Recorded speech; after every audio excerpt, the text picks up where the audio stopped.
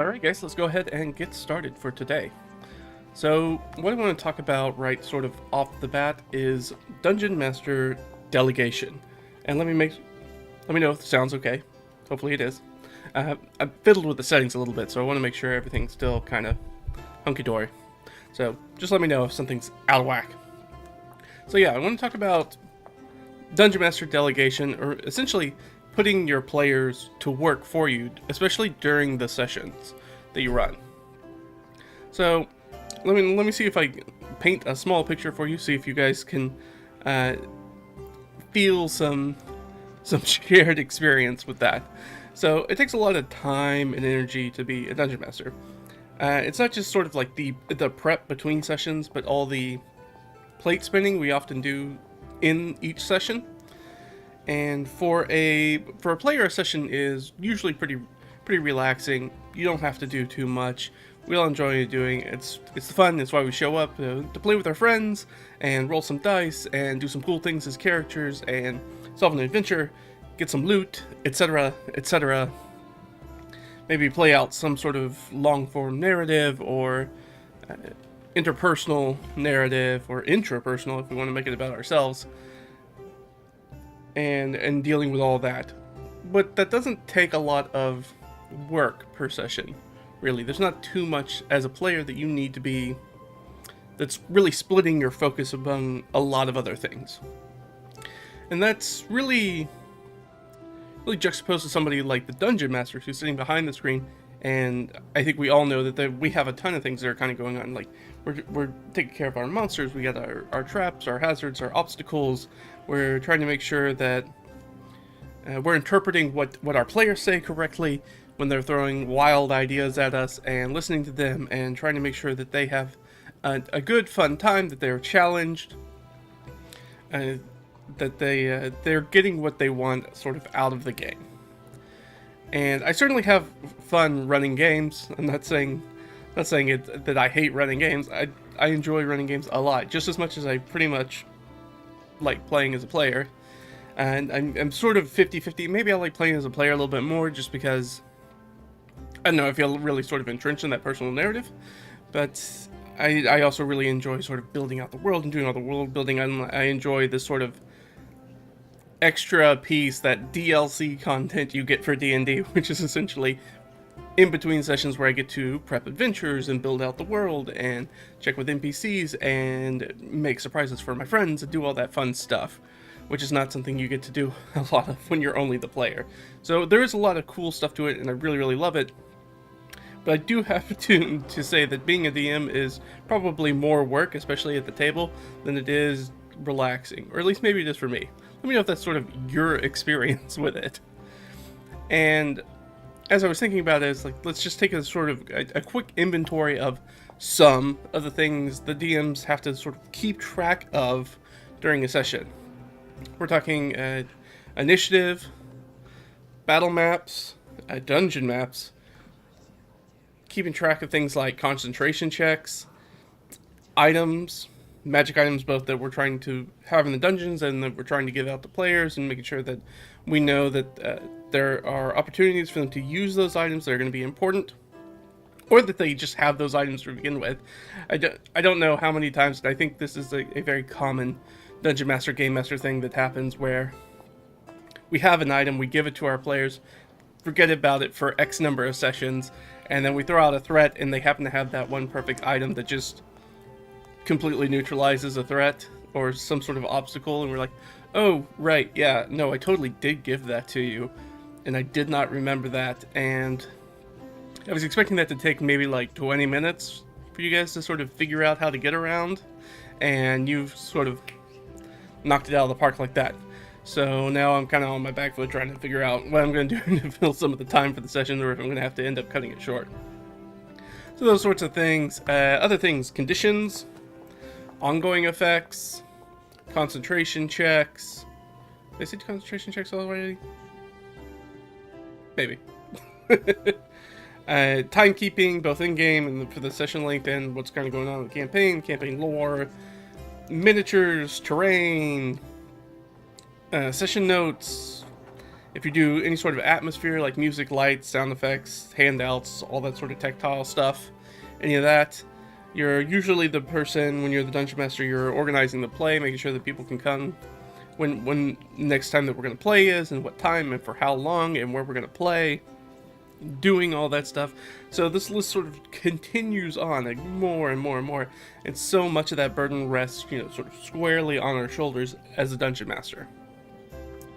So it's important to think about, okay, that's a lot, right? And a lot of that is more than just rolling dice and the actual sort of minutia of just the game ongoing. Now, certainly there's plenty of that, but there's a lot of the stuff that's sort of around that we have to keep track of on top of that. So what if we could, like, maybe get a little bit of help, especially during sessions, which I feel like, at least for me, is when I need most of that help. Now, I think as a person who is a professional, who's in the workforce, been working in it for a while, I think any seasoned sort of working professional knows we can't do it all. Especially anybody that's been sort of a solopreneur or a small business owner or worked in a small business understands that as it grows out, there's this tendency to be like, well, I've always done it, so I must always do it. But our cup runneth over when it comes to a bunch of responsibilities. So we kind of need to look for some solutions that are more easy to implement, that we can kind of utilize our friends, because remember, in most D&D games, whether that's in person or on the interwebs, we have other people at the table, what physical or metaphorical table. There are other people here, and we can actually use some things like delegation to parcel out just small things to different people, to give them a little bit something extra to do and take a little bit of that off our plates. And this has a really good effect that I see. One of the probably the biggest ones, I think, is that this amount of plate spinning, all these extra things that we need to keep track of and do, I think is often an overlooked source of dungeon master or game master burnout. Like, yes, it's, of course, there's the prepping and running campaigns and getting bored with a campaign, which often I think is more the case than actual burnout as a dungeon master, is that the dungeon master just gets bored with their campaign. But the other fact is that there's just so much to do, and there's this feeling that the funnel always kind of comes down to the dungeon master. But we can actually delegate a few things, and if we delegate a few things out, we can sort of lighten our own load, give us a little bit of breathing room, and that gives us the ability to have more time. We're going to have more energy. We can spend more attention on sort of making our D&D sessions more engrossing for ourselves and for our players. Is kind of give us that breathing space to have better games. So that's a lot of talk, but how do we actually do that thing, right? What is the thing, and how are we going to do it? So I think assigning each of your players one or more sort of responsibilities, roles, whatever you want to call them, assigning them something that they can do, that they are responsible with, and I think that this has an added benefit both for the players and for us. And we'll talk about that a little bit more, but I think what I really want to do is that give us the time and the space and the energy to actually be in the game instead of thinking about the game, if that makes sense. I want to focus more about what's actually happening within the game instead of the functional aspects of running the game, which I think is where we all really want to get to. I think it's really easy for players to get there. Sometimes I think it's a little bit more difficult for GMs or DMs to get there, especially in every session, because we have all these little spinning plates that we're trying to keep working so the session doesn't crumple in on us. So I think if we hand off some of that stuff, we can do that. For example, our brains are really, really kind of bad at multitasking. So if we reduce the pool of things that we need to spend our energy reserves on, We have this ability to make each session and adventure and campaign more creative and more fulfilling for everyone to play, not just our players, but for ourselves as well. So if that sounds good, right, let's offload some responsibility. So let's talk about doing that. Now, there is sort of a preface for doing that. And first is you're going to have to trust your players to take care of some things. You're going to have to relinquish a bit of control over your game. So if you have a stranglehold on that control, then that's also one of the things that I think is leading to burnout, is that just kind of relax a little bit and start small. Start small by doling out what seems the most insignificant things to you personally as a dungeon master or game master. That's where I would start. And if you have that, if you don't have those sort of control issues, don't give them everything, because if you give them everything, they're going to be fully overloaded. But you can start doling out things that are maybe more important to you think are more important to the game, but maybe not as personally important to you to keep track of. But the preface of that is you have to trust your players. So when you're relinquishing that control, your players have the opportunity to lie about the game, to cheat about the game, to steal things in the game. They can do all sorts of skullduggery. So you have to keep that in mind.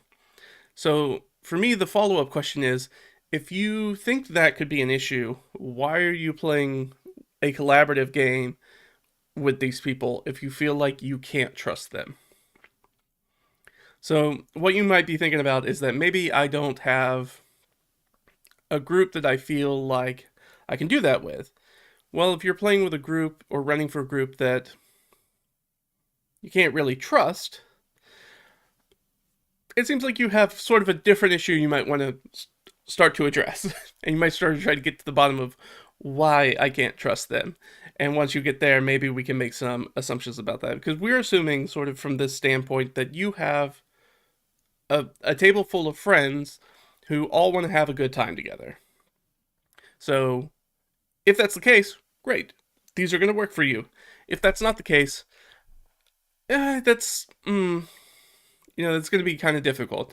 And the first instance of that kind of jumps to my mind is playing with randos on the internet.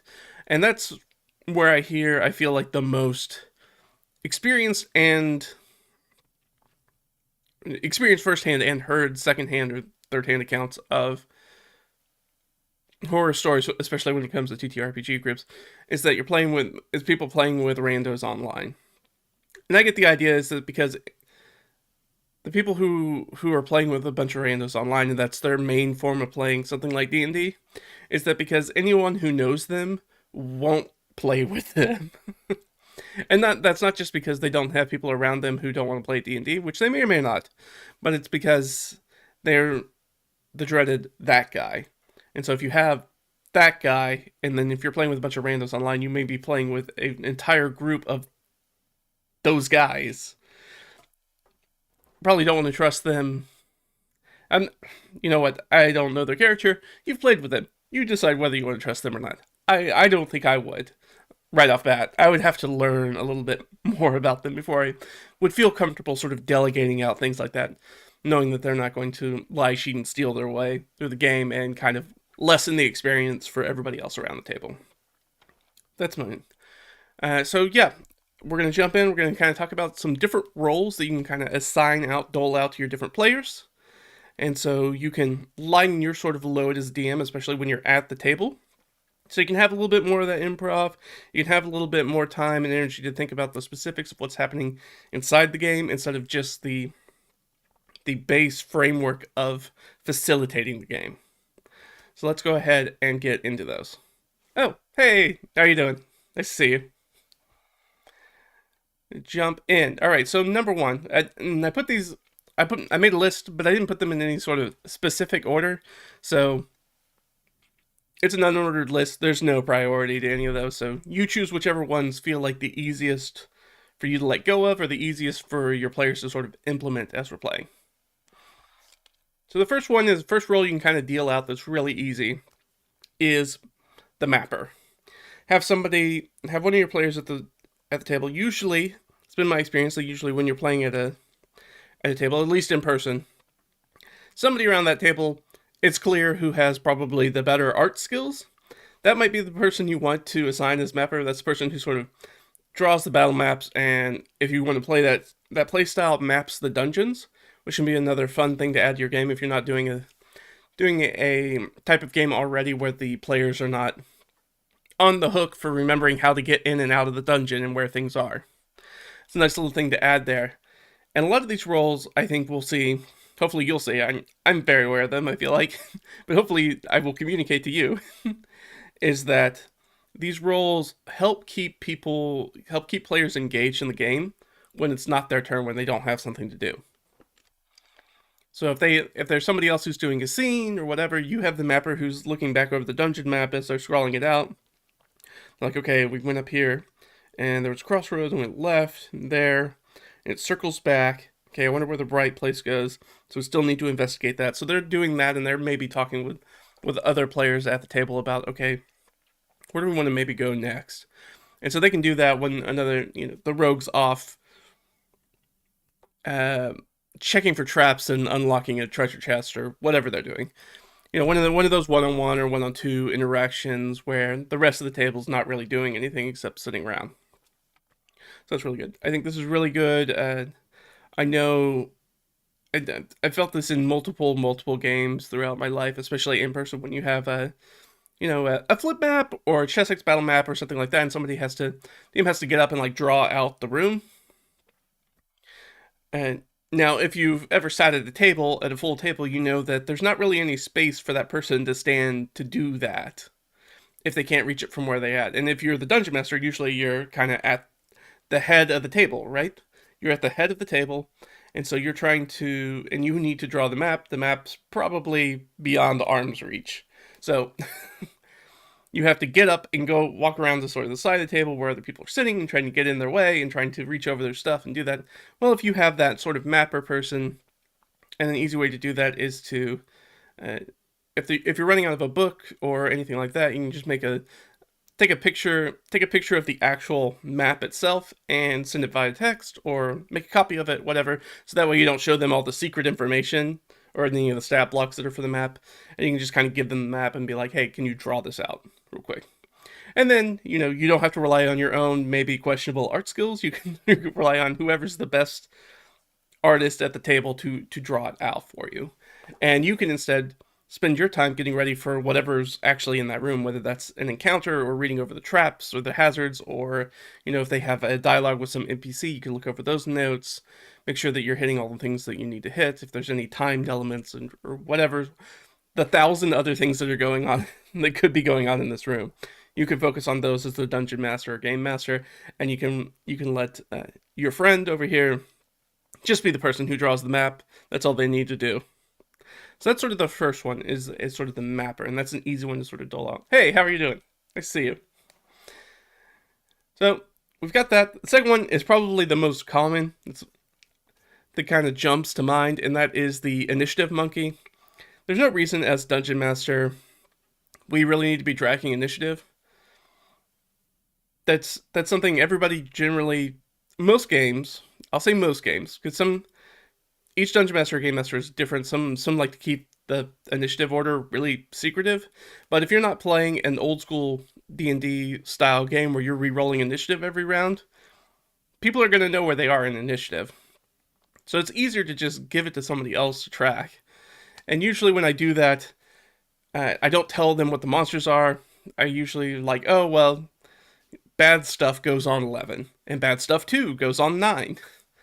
And let somebody else take care of that, and then you have a player who's in charge of, okay, it's your turn, you're on deck, they can keep track of all those things, and then they get down to the bottom, or probably top, because I think most layer actions go on initiative 20, right? And you'd be like, oh, it's time for the layer action, what is the layer action? Or is the end of the round, does any sort of special thing happen? And you can give them those cues for them to take care of. And that's a very simple, easy thing that somebody else at the table can take care of, and you don't have to. Now, there are different ways to track initiative. I have my own preferred way, which is not... I stopped doing the sort of top-down list when I'm running a game. I have a hand way. It's a way that I learned a long time ago.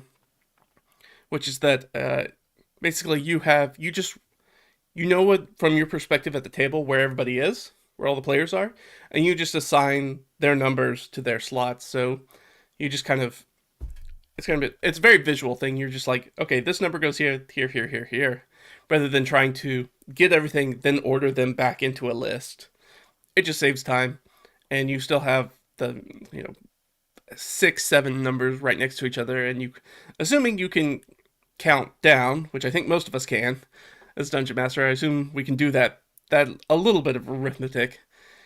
There's not really an issue, and you don't even have to write who the character is because you space them according to where they're sitting at the table. So you know that the 18 goes to my friend over here because that's the spot I put it in. So I don't need to write down all the names and do all that stuff. It's a little quick hack to just kind of make initiative a little bit faster when I'm tracking it. But it is probably the first thing that I'll hand off if I'm running and I feel like I've got a bunch of other stuff to do. I'll be like, you take care of the initiative. You're gonna track the initiative. I don't care when people go. So that's the second is sort of initiative monkey. After that is the HP tracker. And this is another thing that I've seen a lot of people do, a lot of talked about before, is that you can actually offload tracking monster hit points. You can actually, instead, and the number of monsters remaining, you can actually give that off to a player, and they can tally up damage. So you don't have to give them the total HP if you want. You just give them the damage that's being done, and they just count up from that. So they start at 0, and they get up to the full total HP of the monster, and then you tell them, oh, well, that monster's dead. And that's an easy way to sort of take things off your plate. Now, the other thing that I might do is that, because I do things like morale and check things like that, and a lot of that is based off of hitting maybe 50% of your hit points, I'll often be checking in with that person. Once we get further into the combat, and I know that monster's been hit a few times, I might go, how much damage have they taken? And I'll look at the stat block. Be like, okay, that's not quite half their hit points, so they're good this round, but next round I'm probably going to have to start making morale saves for them. And do things like that. So, if you... Luckily, in something like 5e or D&D 2024, we don't really have any... Unlike something like 4th edition, we don't have abilities that proc off of being bloodied or hitting 50% of your hit points. So there's not really a concern for that. But it is something that was a little bit more fiddly when I was playing and running in 4th edition, if I wanted to do that, because I also needed to keep track of when they actually hit 50%. Because usually there's like an immediate interrupt that happens. So I need to know specifically when they hit that total. No matter whose turn it is. I can't wait for that monster's turn to come back up.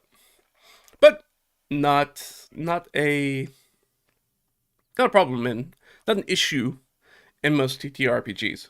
Most of them don't care about that. So it's going to be very specific to the situation about what you need to keep track of as far as that's concerned. Oh, you don't have them, but you love throwing in bloody conditions or other phases. Yeah, if you're doing some sort of phase monster, yeah, you're gonna need to keep track of that as well. Usually for phase monsters, I kind of consider each phase of especially if it's like a boss, each phase of a boss kind of being separate monsters in and of themselves.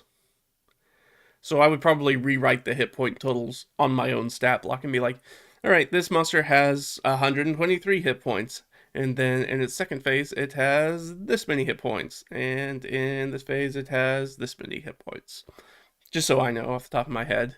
And then I would probably just tell the person who's keeping track of the HP, strike that out and start over from 0. So I can keep an accurate tally of it. So you just find the quick fixes that'll get you to the same place very easily. After that is probably one of the things that I need to use more and I don't do a super great job of is condition and concentration trackers.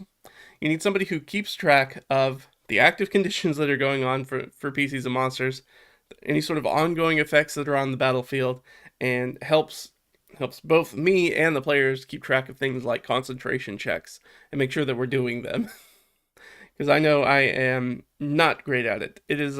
We've been playing 5th edition for a decade now, and I'm still not good about concentration checks. both as a player and the dungeon master. I often forget about him, and then sometime after my turn, I'm like, oh crap, I need to make a concentration check. I got hit this turn, and do that sort of thing. So that's a nice easy one to throw out. I have some rings for concentration checks. A little, so if you play with miniatures, you can throw down the ring. That can be helpful as well if you want that visual aid. And you can hand those rings out to somebody at the table and be like, "Hey, you're in charge." I just take the whole thing of rings and hand it to somebody, which I've done before. Like, you're in charge of keeping track of the conditions on the battlefield. That's your one job in addition to taking care of your character on your turn. And like I said, a lot of these jobs have this sort of secondary benefit. Primary benefit, of course, is getting stuff off your plate as a dungeon master, so you can focus more on the actual game. But the second part is that if you give a player a different role, they have something to do, especially something like this condition or concentration check.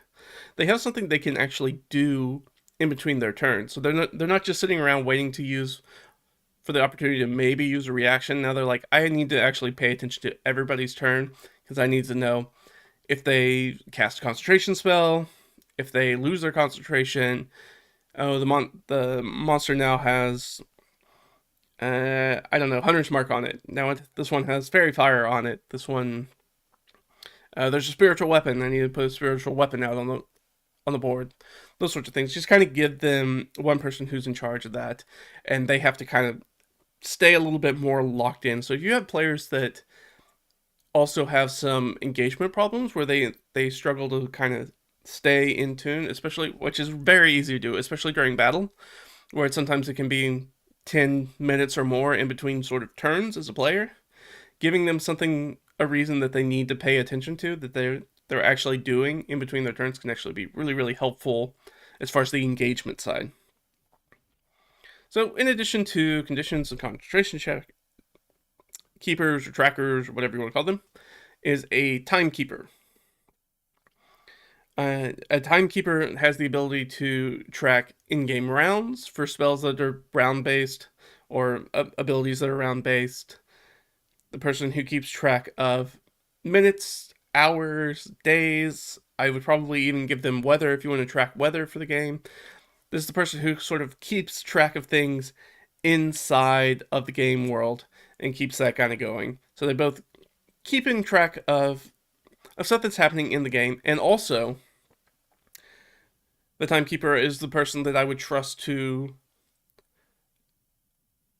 keep track of time of the session itself. So this is the person that, because I'm really bad at this when I run a game, is that I'm really bad at being like, let's take a break.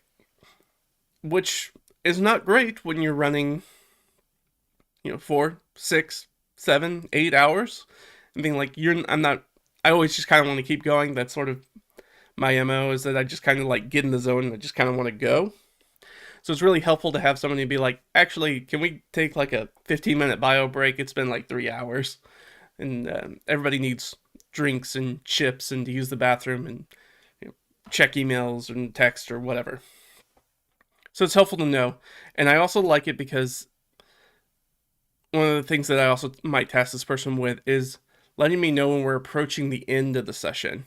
So give me a flag. If you've ever seen anybody sort of give a speech or any sort of public presentation, usually there's somebody in the audience who has a card that's like, hey, you have this much time left. And I want that as the DM to be like, hey, you've got an hour left in the session. You've got 30 minutes left in the session. Maybe don't start something new and big because we don't have that much time left. So you need to start thinking about getting a way to close out the session, get us to a point where we can close out the session and not open up a new can of worms. And then we end up running, an hour and a half over. Because that's not great. If you say you're going to play from this time, it's important to kind of stick within that ratio because people have, I know, weird, apparently, people like to do stuff outside of D&D and TTRPGs. I know, it's crazy to me. I've never considered it until now. But people sometimes want the rest of their day and or evening back. So you want to make sure that you're kind of stay slotted in that time slot, which the timekeeper can be really helpful for. Hey, how are you going? How are you doing? Nice to see you. Yeah, for Sunday games, that's an invaluable job to have track. Yeah, that can be super helpful because I know that's something that I do as DMs. I might take out my phone and I set it kind of in front of me, and I might be checking it, and I'll check it throughout the games. And I know I've talked about this before. One of the things that I'll also do is in my adventure prep, in my adventure notes for like encounters and stuff. I might actually put timestamps on it, like, hey, I need to reach this spot by this time period, by this time of the session. And if I haven't reached it that, then now I need to start looking at places where I can cut at the adventure so I can make sure we get to the stopping place I want to get to by the end of the session, which can be really helpful.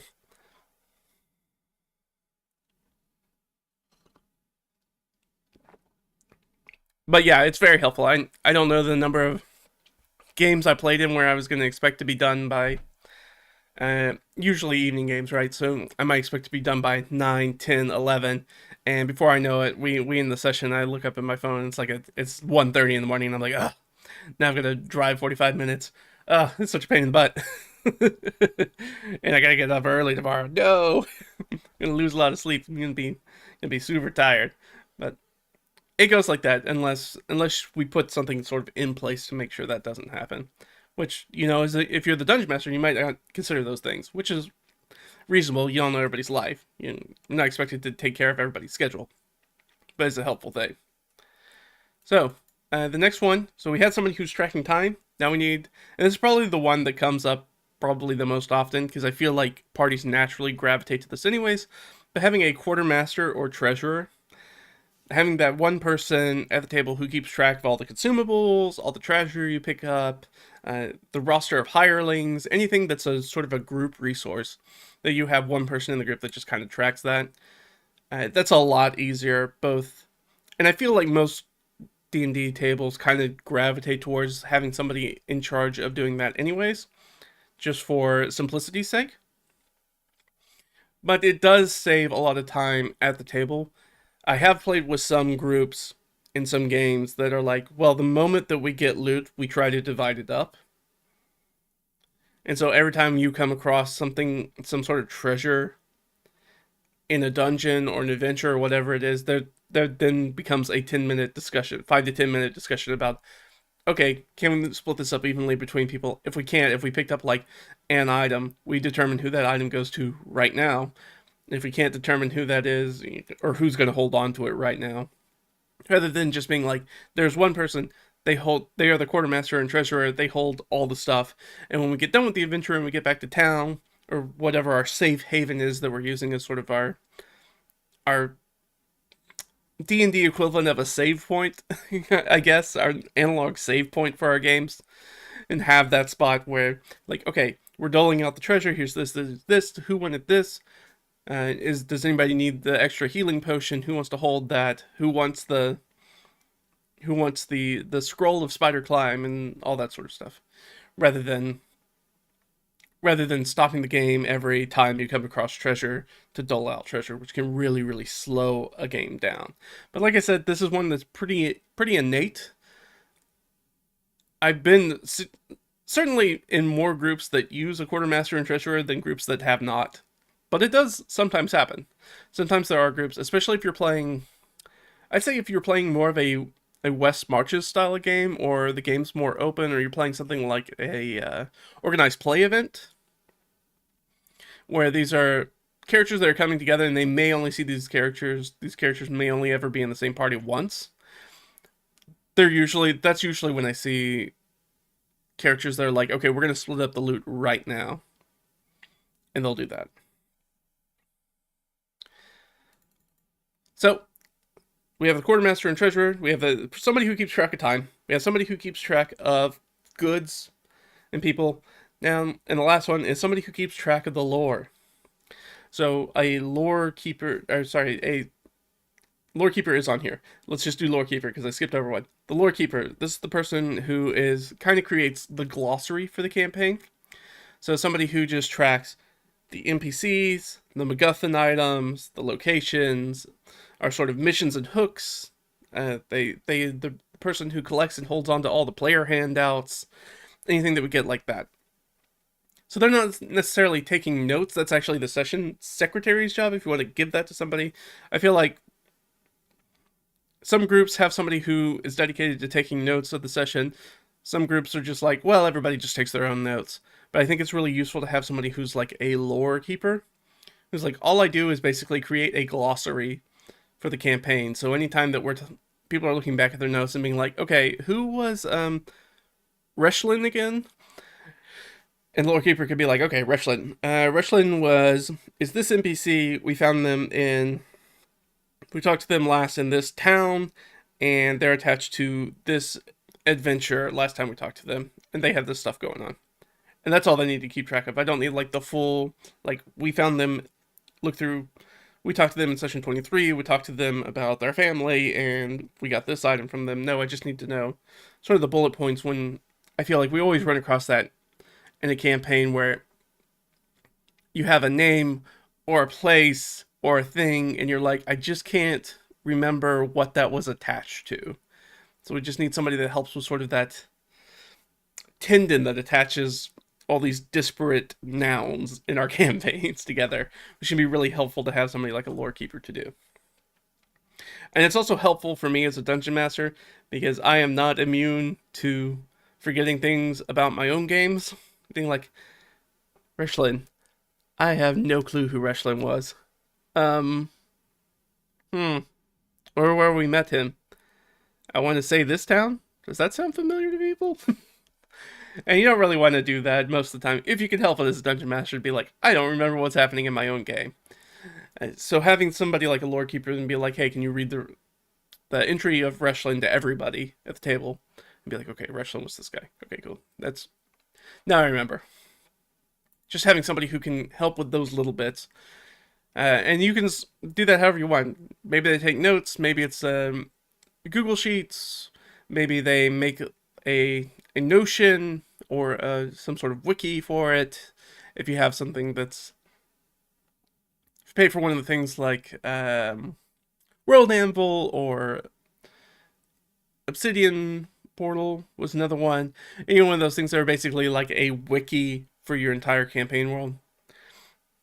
That would be the person who would maybe be in charge of that, or at least be in charge of updating those sections of it. And then, of course, if you're using anything like that, there are secret sections in there that only you as the DM can see. So you don't have to worry about the players accidentally stumbling across information they're not supposed to know. After that, I have what I'm calling sort of the minis wrangler and crafter. This is the sort of person who keeps and retrieves your miniatures. This is also, and I feel like a lot of groups have this. They have the person who is also the person at the table who's most likely to buy or kit bash and paint miniatures in the group. I feel like most groups have one of those people who is the person who likes to do that stuff. If they're the crafty type. And that means that they probably have, or they're willing to make terrain and miniatures, and oftentimes they're people who are willing to make sort of handouts for you as well. So if you're like, oh, I want to do an invite to this gala that I want to send to the player characters, you kind of give that assignment over to your crafter and be like, hey, before the next game, would you be willing to make us a little invite for this gala? I'm going to give you some basic information, and then you can just draft it up and do it however you want. And they're going to run off to Hobby Lobby or Michael's or whatever craft store and get the materials, some stamps, and maybe they're going to tea stain some pages. They're going to write it out by hand. Maybe they'll type it out and print it out. It just kind of depends. But if you have somebody who really likes to do that sort of stuff in your group, then that's somebody you might look at and be like, hey, I'm going to put you in charge of doing the handouts, because I want to use handouts for the campaign because they're nice.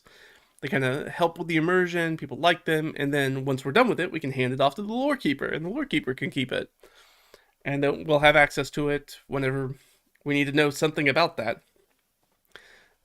That's your job. I'm the minis king for my campaigns. Yeah.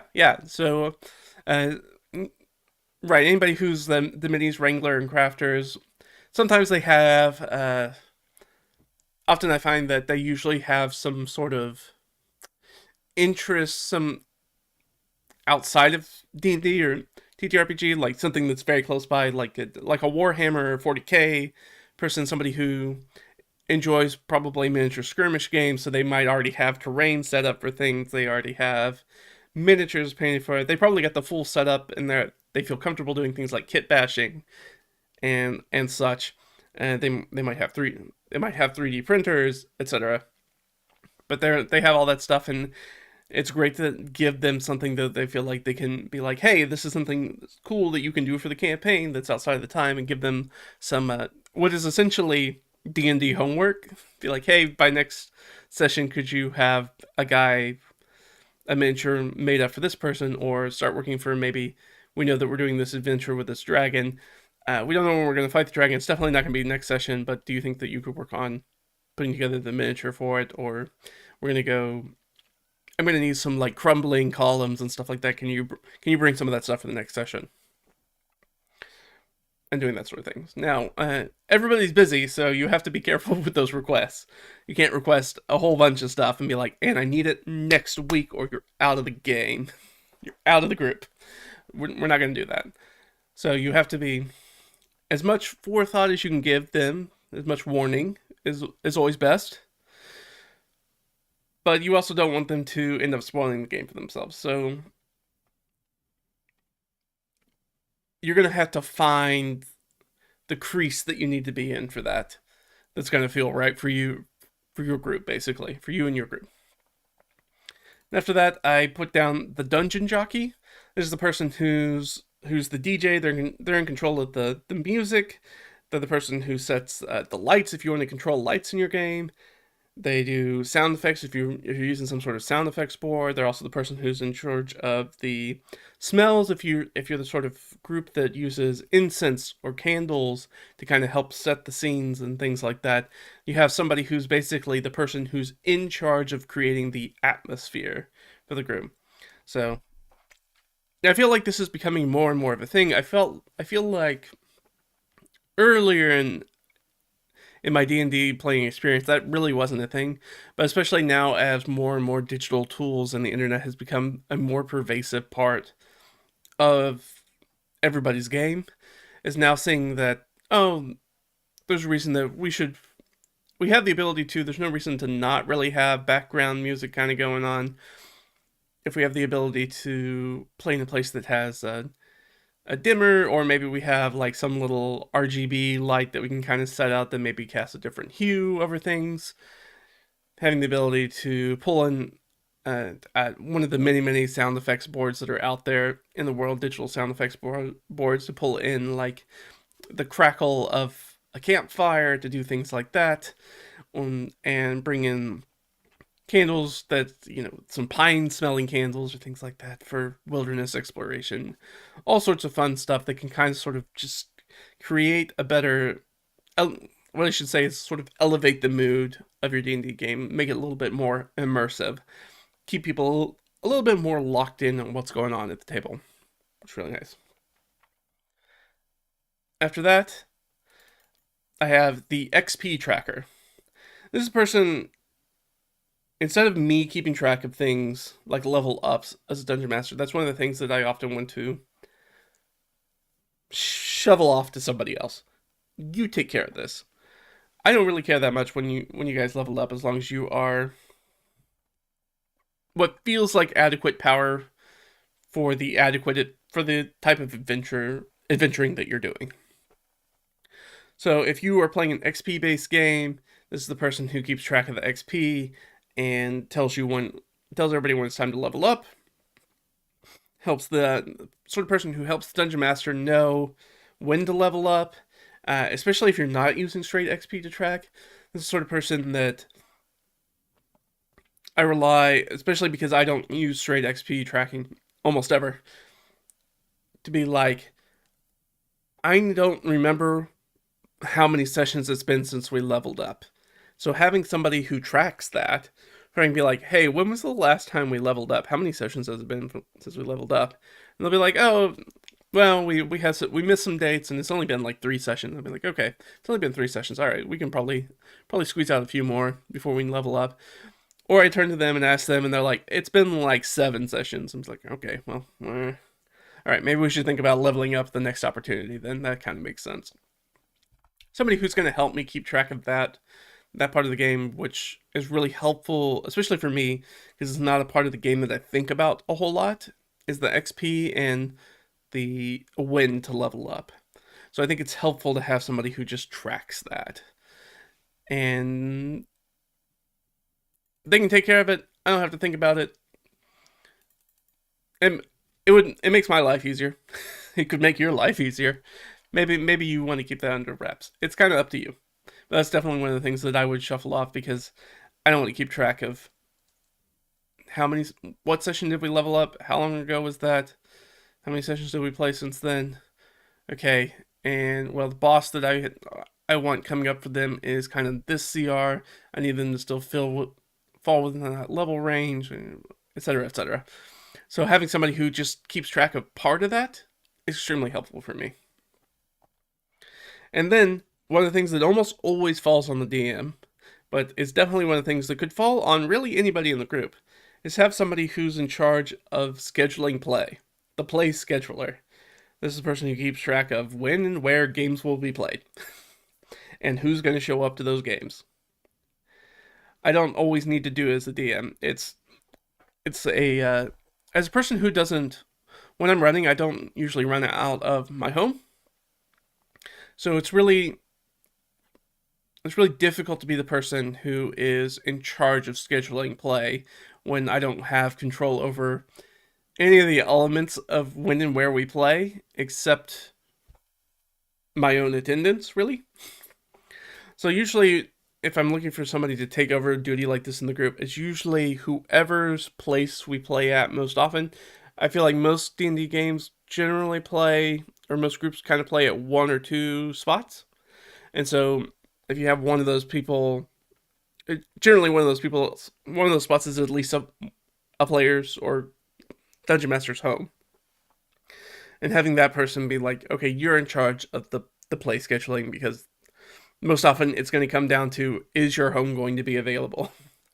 So having that person kind of track that, and then as a DM, I only need to worry about prepping the game, and I don't have to worry about as much about when and where we're going to actually play the game and who's going to be there.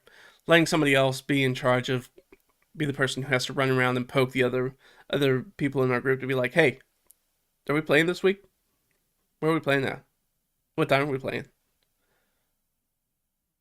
Hey, talking to you.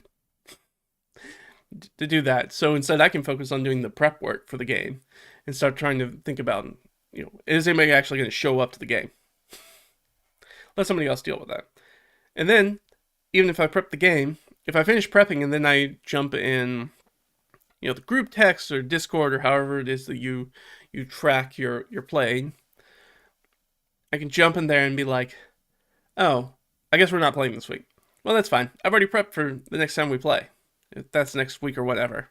So now I can go do fun world building stuff, or I can go do anything else with my life for the next week. And then just right before the next game, review my notes, be like, oh, right, then I'm doing this, this, and this. Okay, perfect. And not have to worry about all that extra stuff. Next one I have is the Rules Gopher.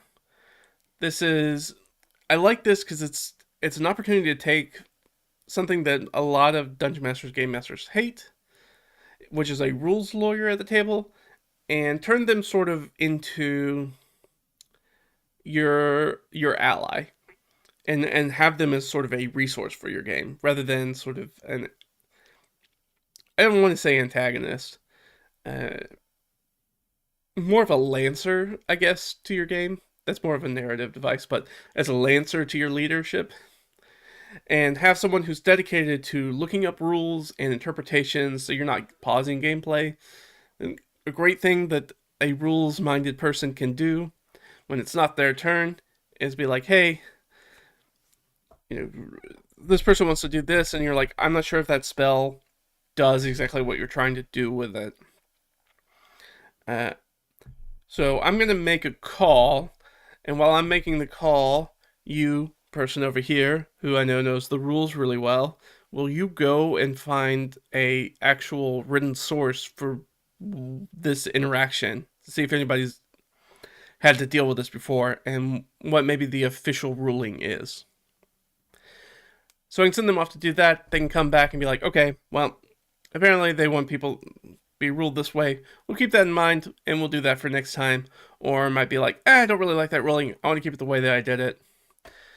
And sure, maybe you're gonna have to deal with a rules lawyer, but you probably knew that already if you have a rules lawyer at your table, honestly. So what you can do is kind of force them, if you have a really aggressive rules lawyer, to be like, okay, you need to go look up rules. And you can do that while we keep running the game instead of stopping the game and everybody pulling out books to start to look up the interpretation of a rule somewhere, or starting to find Jeremy Crawford's tweet about it. And the next one is the metagame slapper, which can be really helpful. It's someone who you give somebody at the table, it becomes their job to keep the group honest about the separation of sort of in character and out of character knowledge. You want to make sure that you have people who are talking about what's going on in the scene, and maybe a whole bunch of those people aren't in the scene, and be like, hey, you don't know. You don't get to share this knowledge. You're not in the scene. You guys can't have this conversation. This is your character. You kind of have to make this decision on your own. Now, I'm kind of loosey-goosey with metagaming sometimes because often I don't want a player and their character to make an ill-informed decision based off of something that I think the player doesn't know, but I think is reasonable that the character would know. And usually, even as a player, that's usually when I'll speak up and be like, hey, well, have you considered that this, and this, too? So make sure you consider that as you're making this decision. Not being like, yes, you need to do this, or no, you don't need to do this. Try not to tell them what to do, but make sure that they have the information that seems reasonable that a person living in this shared world of our imagination would know and be able to make that call reasonably. So yeah, that's sort of what the metagame slapper is, because that's a really difficult thing, I feel like, for me to try to stay on. That's an extra level of work that for me to stay on top of all the other stuff I'm doing as a dungeon master or game master, of trying to run the game and trying to make sure that characters are not sharing out of character information or bringing that out of character information into in character information. So it can be a little bit more helpful to have somebody else at the table who maybe doesn't have as much to do, who's just listening to the conversations, who'd be like, hey, can you be the person who watches out for this and make sure that we don't do all that out of character, in character metagaming, and have them take care of it. In your campaign, you use a homebrew weapon system, and you task one of the players to be in charge of the system to keep everyone on track. Yeah, it's a great decision. Yes, absolutely. Having somebody who's dedicated, especially if you're bringing in an entirely different sort of subsystem, having somebody take ownership over that subsystem, be like, you are going to be the expert for the subsystem. So if we have any questions about this combat system or whatever it is, then you are the person who's going to be the point of. You're going to be our expert. So anytime that we have a question, we're going to look at you. We're going to ask you about this.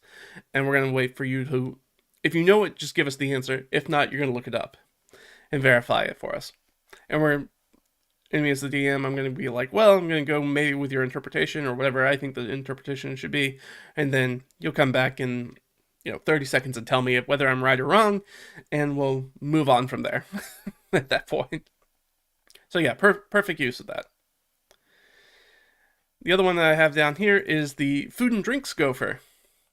This is the sort of person, it can be really helpful. I know I've played at a lot of tables where the physical space is just kind of limited. Sometimes you're playing in a table that's kind of in a corner somewhere, and it's not easy for somebody who's maybe the furthest into the corner, and the two people who are the furthest into the corner, to try to get out and around the table and get to the point where they can, grab a snack or grab drinks, do those sorts of things, coordinate the food. So I think it's helpful in those instances to have somebody whoever the person is who's sitting closest, I guess, to the bathroom, not the bathroom, they can't go to the bathroom for you, sitting the closest to the kitchen or snack machines, wherever you're playing, to be the person who's like, hey, can and everybody at the table just kind of funnels their request to that person. Hey, can you go grab me another soda, another beer? Do we have any chips or things like that? Do we need more Mountain Dew? And you can send that person to go get your Mountain Dew for you. And that is the trade-off. It's like picking a seat on the airline, on an airplane. If you want the aisle seat, you have to be willing to, if you want that extra leg room in the aisle, there are some responsibilities that come with that. Like if you can flag down uh, an attendant or whatever it is. That's maybe not a great metaphor. Anyways, what I'm trying to say is that if you're going to take advantage of being the person who sits on the outside, who's not maybe as cramped as some of the other players, then it kind of behooves you to be the person who is the person who goes and grabs drinks and snacks for them. And that way, it's only one person getting up to go get food and drinks, and it's not the entire table walking away to go do it, and then leaving only one or two people at the table just kind of twiddling their thumbs, kind of like, so dragons, huh? So instead, can kind of keep the game going while sending that one person off to kind of do that. Now, obviously, if it's the middle of a very important scene for their character, delay it or delay those requests for a little bit. And the last one that I kind of have on here is the assistant GM or DM. So this is your assistant game master or dungeon master. This is the sort of person. It's kind of a transition. It's sort of like the old school caller, as well as somebody who probably is a pretty functional dungeon master or game master in their own right. So there's somebody who can answer questions directly from players, or they can help compile questions and ask the DM maybe the more specific question that they're trying to get an answer for. Because sometimes, especially when you play with people who are not super well versed in the system that you're playing, they're trying to figure out whether they can do something or how something works, but they're not always using the sort of the language of the game mechanics to do that. They're like, I want to do this thing, but I'm not sure I can do this thing. Can I do this thing with this thing at the same time and do these two things interact in the way that I think they should? And then I can, the person who is, whether it's me or somebody else, that sort of assistant GM goes, yes, well, I don't believe so. I don't think that's going to work because of this reason as far as how the mechanics go. Or maybe that's kind of a judgment call. And then I can turn around and I can ask the DM a much more structured, simple question. Be like, hey, these two things work together? Because I think that maybe this thing and this thing work together, but I also can see that maybe these two things, parts of it, don't work together. So what's your call on something like that? Where I can say it in a much more concise way. The dungeon master and the assistant DM or GM can kind of have that conversation very quickly, rather than trying to root through the player, trying to explain what they're trying to ask as well. So that can be very helpful. They can also the person you turn to as a dungeon master, if you have somebody at the table who is also fairly experienced DM and you trust their judgment and their ability to do things, they can actually help you manage large battles. If you have a bunch of mooks or minions that you're running through, you have a bunch of environmental hazards or layer actions or something like that, and you trust that this person's not going to metagame, something like that, then you can actually just take those things and give it to them. It's like, hey, do you mind running the goblins for this? There's so many goblins, and I've got a whole bunch of other stuff going on. Once the goblins' turn, will you just have them attack people? Because they're just mooks or minions. They don't have a lot of thought, built-in tactics or strategy. They just run in and try to stab things. So if you have things like that, or you're like, hey, here are the layer actions. When it comes around in the layer action, will you just take care of the layer action so that way I can focus specifically on running the boss? And I feel like if you're using somebody who's got some experience running the game, they're going to make probably the right choices as far as when it comes to layer actions or how the monsters run or work and do those sorts of things. Because they understand, they've been in your position, right? So they understand what you're trying to do with these monsters pretty implicitly. So they'll be able to figure that out and run them in. I also think that this is a great role for any player that gets KO'd in a fight or just straight up dies in a fight.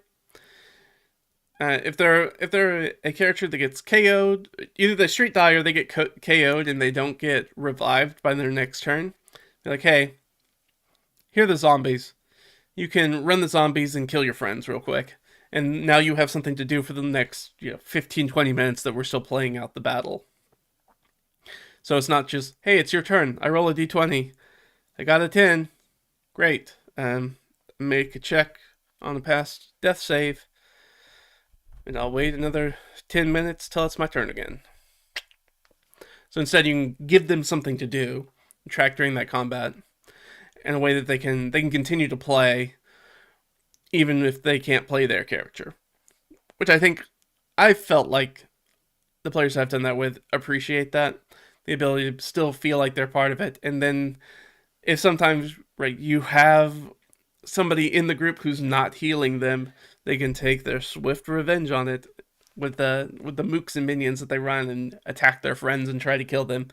Because if I'm gonna die, we're all gonna die. And do things like that. So it was a lot of fun. Yeah, and I'll do the same thing if it's even for non-combat things. You can grab a player who's like if the party decides to split, they go in opposite directions, and you have somebody who's out of the scene, you can have them the stat block to have them to run and try to get revenge on their companions. Or maybe if you're running one of those weird scenes where you as the dungeon master have more than one NPC in the scene and they start talking to each other, you can maybe conscript one of your friends at the table who's sitting next to you who's not in the scene and be like, hey, I need you to play this guy. Just react it. You're just a yes man or stooge or whatever. You just play this dumb guy real quick. So that way it's just not me talking to myself like, I think this is a good idea. I also think this is a good idea. Just because it's a little awkward to do as a dungeon master and a little funny to watch. But yeah, I mean, those are a handful of different ways, a lot of just common dungeon master duties that we take care of at the table that I feel like we could hand off pretty easily. Some of these I've had more experience handing off than others, so it kind of depends. But I think for most dungeon masters or game masters, you can find something within what we talked about that probably was a little light bulb for you that could be like, yes, that is something that I'm taking care of that literally anybody at the table could take care of, such as tracking initiative. Like, there's no reason I need to be tracking that. Somebody else could do that. That's a very simple thing and I don't have to worry about it. So, perfectly new thing to do. So, have you used something like this before? Let me know sort of in the comments below. I think it's one of the things we rarely talk about in DM tips and advice, is that it's sort of the massive amounts of plates that we're kind of spinning when we're running games. And I think that it's really rare to find the tips and advice for getting these sorts of demands off our DM duties, because sometimes running a better game is not about the hottest new tool or app, but sometimes it's just about reclaiming some of your own brain power behind the screen to be able to focus on actually getting deeper and more enjoyable with the game and not run as much at the sort of surface level, just little bits of tasks and things that just facilitate the game. Trying to get a little bit deeper, a little bit more creative, a little bit more energetic, and a little bit more focused on how we run the games, and being able to animate that for the game for the rest of our players and increase everybody's enjoyment just a little bit. Even if it's just a little bit, we can do that. And I don't know how many times I've heard from players about sort of how bored they are between turns and things like that, especially in combat, when it feels like you could do your turn and then you might be waiting 5, 10, sometimes even 15 minutes for your next turn in a big combat, and watch players as DM behind the screen kind of flip out their phones immediately when they're done with their turn and start to sort of drift away and stop paying attention because it's no longer their turn. And so instead of giving them sort of that engagement to be able to kind of tuck in and be able to do things when it's not their turn that makes them feel proactive and engaged, it just give them essentially just give them something to do, and then they also feel this sort of sense of responsibility that they need to pay attention when it's not their turn. And I think that stuff goes a long way to increasing overall player engagement in your games. Now, your players are never going to think about your game as much or as often as we do as the dungeon master, because we spend all this extra time when we're away from the table working on the game. And the players just don't do that. Good players will do it some. They think about their own things, they'll talk to the DM about things, they'll have a conversation, they'll ask other players and be like, "Hey, what do we want to do about this and this?" and try to make those decisions. They'll be the sort of people who are like, "Well, I also need to do some shopping. We're in town. There's no reason I shouldn't be doing shopping, so I'm just going to do the shopping outside the session because there's no reason why I wouldn't be able to do that instead of wasting time at the table to do it." So anything that you're doing that's sort of reducing your responsibilities and making the game kind of run a little bit smoother, a little bit tighter, and give us sort of the breathing room at the table to focus more on making things cool and fun and novel. And I think, in my opinion, that just kind of leads to a better game of D&D. It's just a better game of D&D if we can get to that point where we can focus more of our energies to the actual narrative of what's going on in the game and less a little bit about facilitating the game and making sure that the engine runs. We can focus more on what it's doing. Oh, so sometimes for big fights that you know are coming up, I will ask for initiative rolls before the game starts.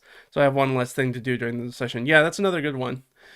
Grabbing a bunch of initiative orders before the game starts, having people roll like 3 initiative rounds, and then just setting them up before you start. That's another good quick tip to do that, and then you already have them. We've talked about on the channel. We've talked about some initiative hacks before, and that definitely falls into it. That's definitely one of the ones we have on it. All right, I'm going to take a quick bio break, and then we're going to come back and we're going to talk about something else. We're going to talk about adding a different requirement to leveling up, and how I think maybe that could help your game. But I'm going to go take that bio break, and I'll be back in a few minutes. Talk amongst yourselves, have questions, I'll answer them when I'm back, and I'll see you guys in just a second. All right?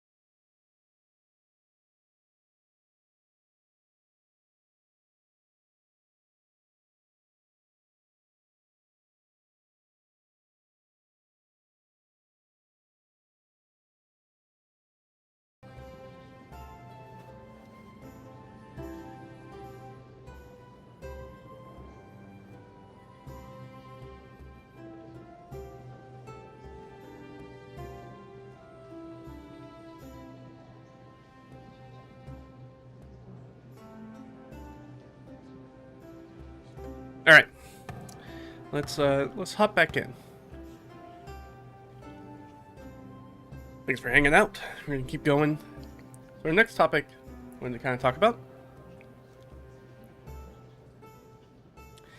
And you know what? I'm not going to introduce it. I think we're just going to jump into it, and then we'll do the introduction to it.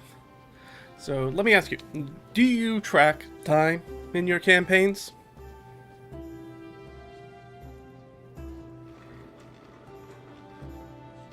If not, not rhetorical. If not, you may not notice how fast in-game PCs level up. Especially lower level PCs. It's not unusual for a new party of adventurers to grow exponentially in power in just like a few days. Even if sometimes the short of a week, you can see characters go from level 1 all the way up to sometimes even level 5, depending on what they're doing. Especially in some adventures, and especially if you're using things like XP leveling and you're just doing a gauntlet of fights and traps and all this other stuff, they can gain levels very, very quickly. More quickly than the world seems like would make sense. Oh yeah, we got answers. You desperately want to track, but you're really bad at it. Yeah, and your players do. Yeah. So for my campaign world, I just have a calendar document. If you're interested in tracking time, I just have a calendar document. It's literally just a printout front and back about kind of what's going on in the world, and just like a normal like mini calendar. And I just cross out dates as we go through them. Very simple. It sits in my DM binder in the front pocket, and I just check them off. And especially, I use one of the things that I think makes it a little bit easier for me to do is that I also track particularly rations using a roll system. And so if they have to make the rations check every day, then every time they're making the rations check, I know, okay, time to mark off a day on the calendar, because I do that at the end of the day to see how much food they have left. So that's a tip if you're wanting to do it more, that I find useful. Or every time that they take a long rest, that's a day, and then any time that you skip over in between, whether that's travel or whatever it is, if you're like, oh, it takes 7 days to get there, mark off 7 days real quick. You use Eberron, and it has a really good calendar. Yeah. Your players use it to track the dates and keep up with how long something would take. Travel, exploration, that kind of thing. Yeah, that's a very specific type of campaign, I feel like. To have your players that are to have a group of players that are very invested into tracking the calendar. It's very interesting. It's very fun. It's just, I would consider probably a different type of fun than I feel like most D&D groups have. I probably enjoy playing in that kind of campaign, and trying to figure out the logistics aspect of, okay, we're gonna travel to some place. How long is that gonna take?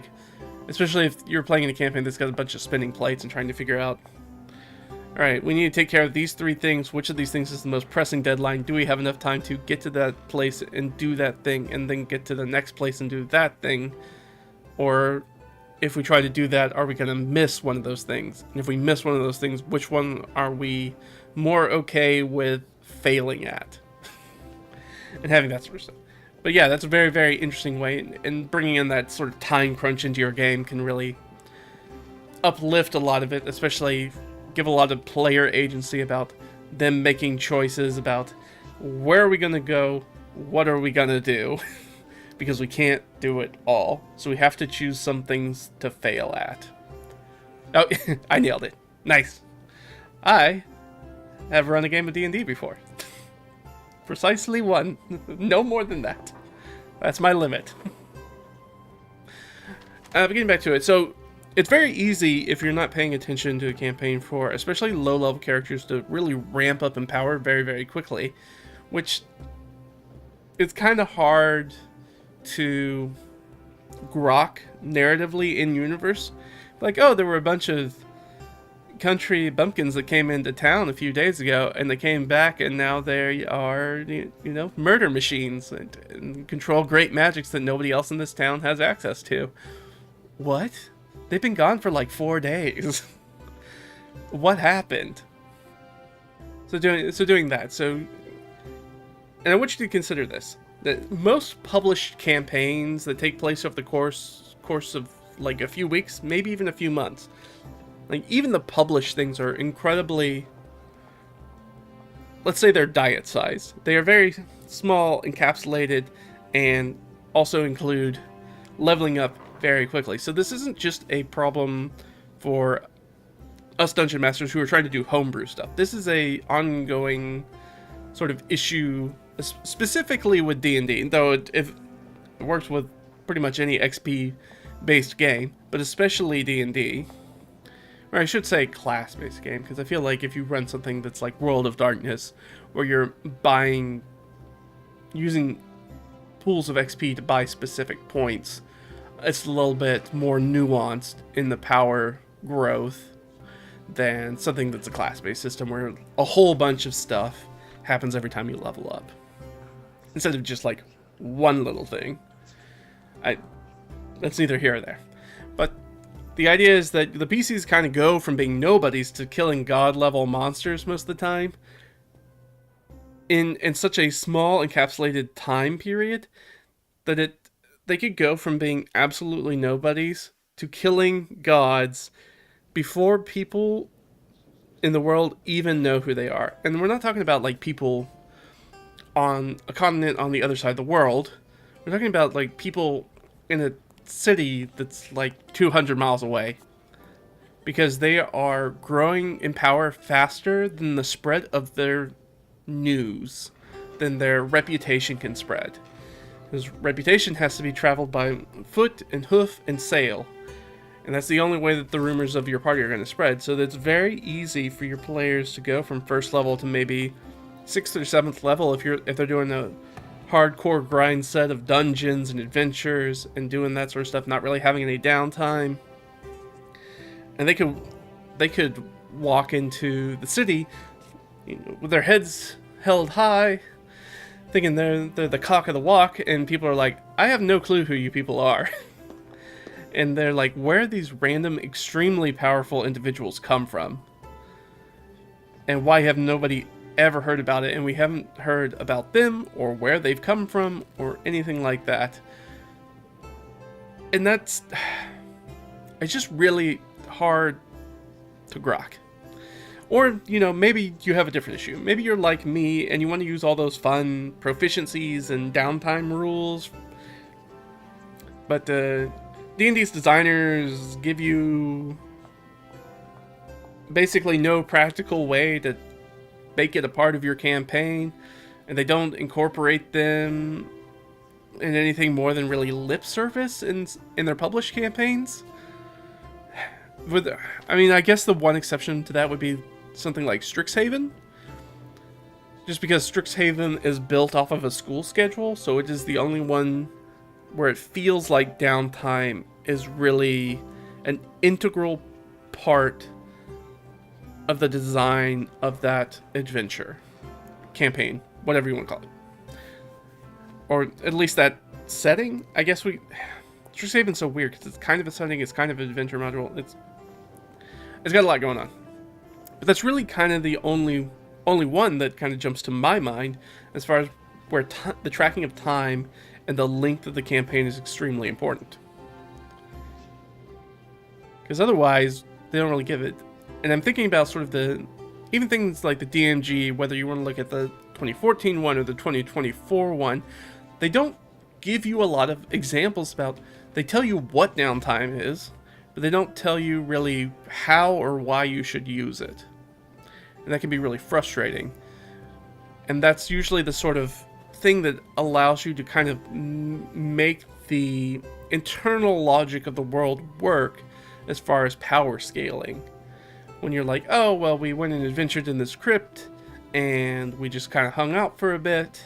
Afterwards, we spent our gold, we lived some good lifestyle, we did that, and then after a while, another adventure came along the way, so we went and did that. And then instead of taking something that happens from days, it now becomes weeks and months.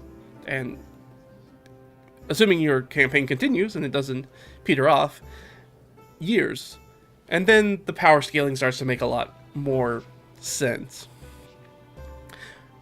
With the usual WotC pacing for adventures, it feels so off pace to put in downtime. Yeah, exactly what I'm saying.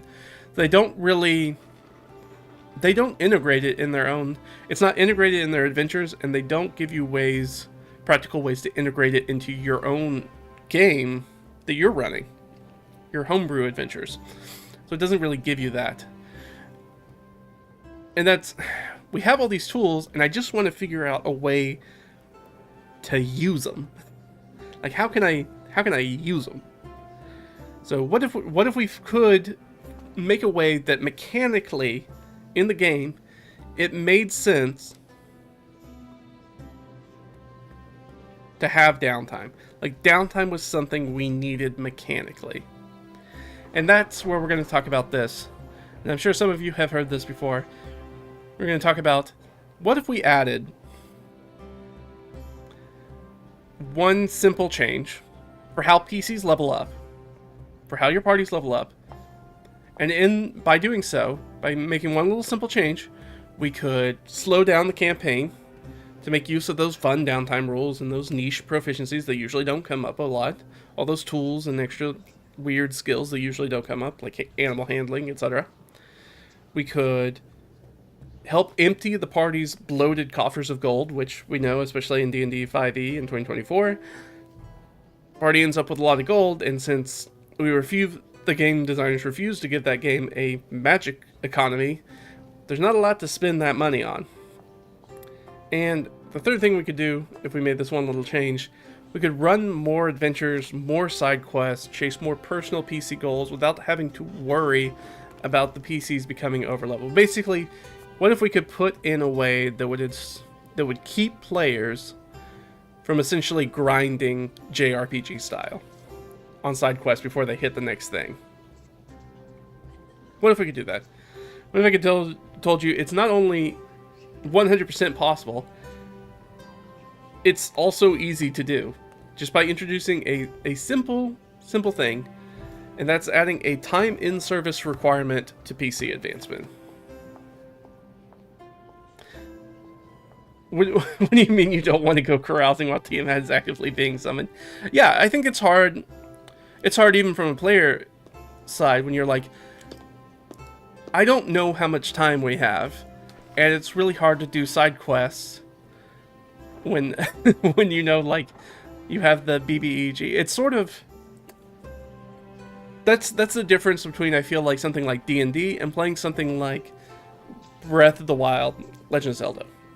So in Legend of Zelda, Breath of the Wild, right, you get off, you go out, you do the plateau stuff, and you get off the plateau, and you see the castle, Hyrule Castle, and it's swirling in darkness. You see it all. It's right there from the beginning, and you're like, well, that's an issue. But Ganon's not really doing anything, and because it's a video game, you know, you can just kind of faff about and do whatever you want, and the bad guy's not going to do anything while you're doing that. Whereas something in a D&D campaign where you have an active threat who's being managed by an active human behind the DM screen, like, oh, you're deciding not to chase down Tiamat. Ooh, well, Tiamat's still going to do stuff, so good luck with that. And that's sort of the difference there. So I think being able to create a little bit better expectation around that helps a lot. Knowing that it's a slow burn rather than Tiamat, if you don't do this, Tiamat is actively raising villages and doing all sorts of crazy dragon worshipping cult stuff across the place.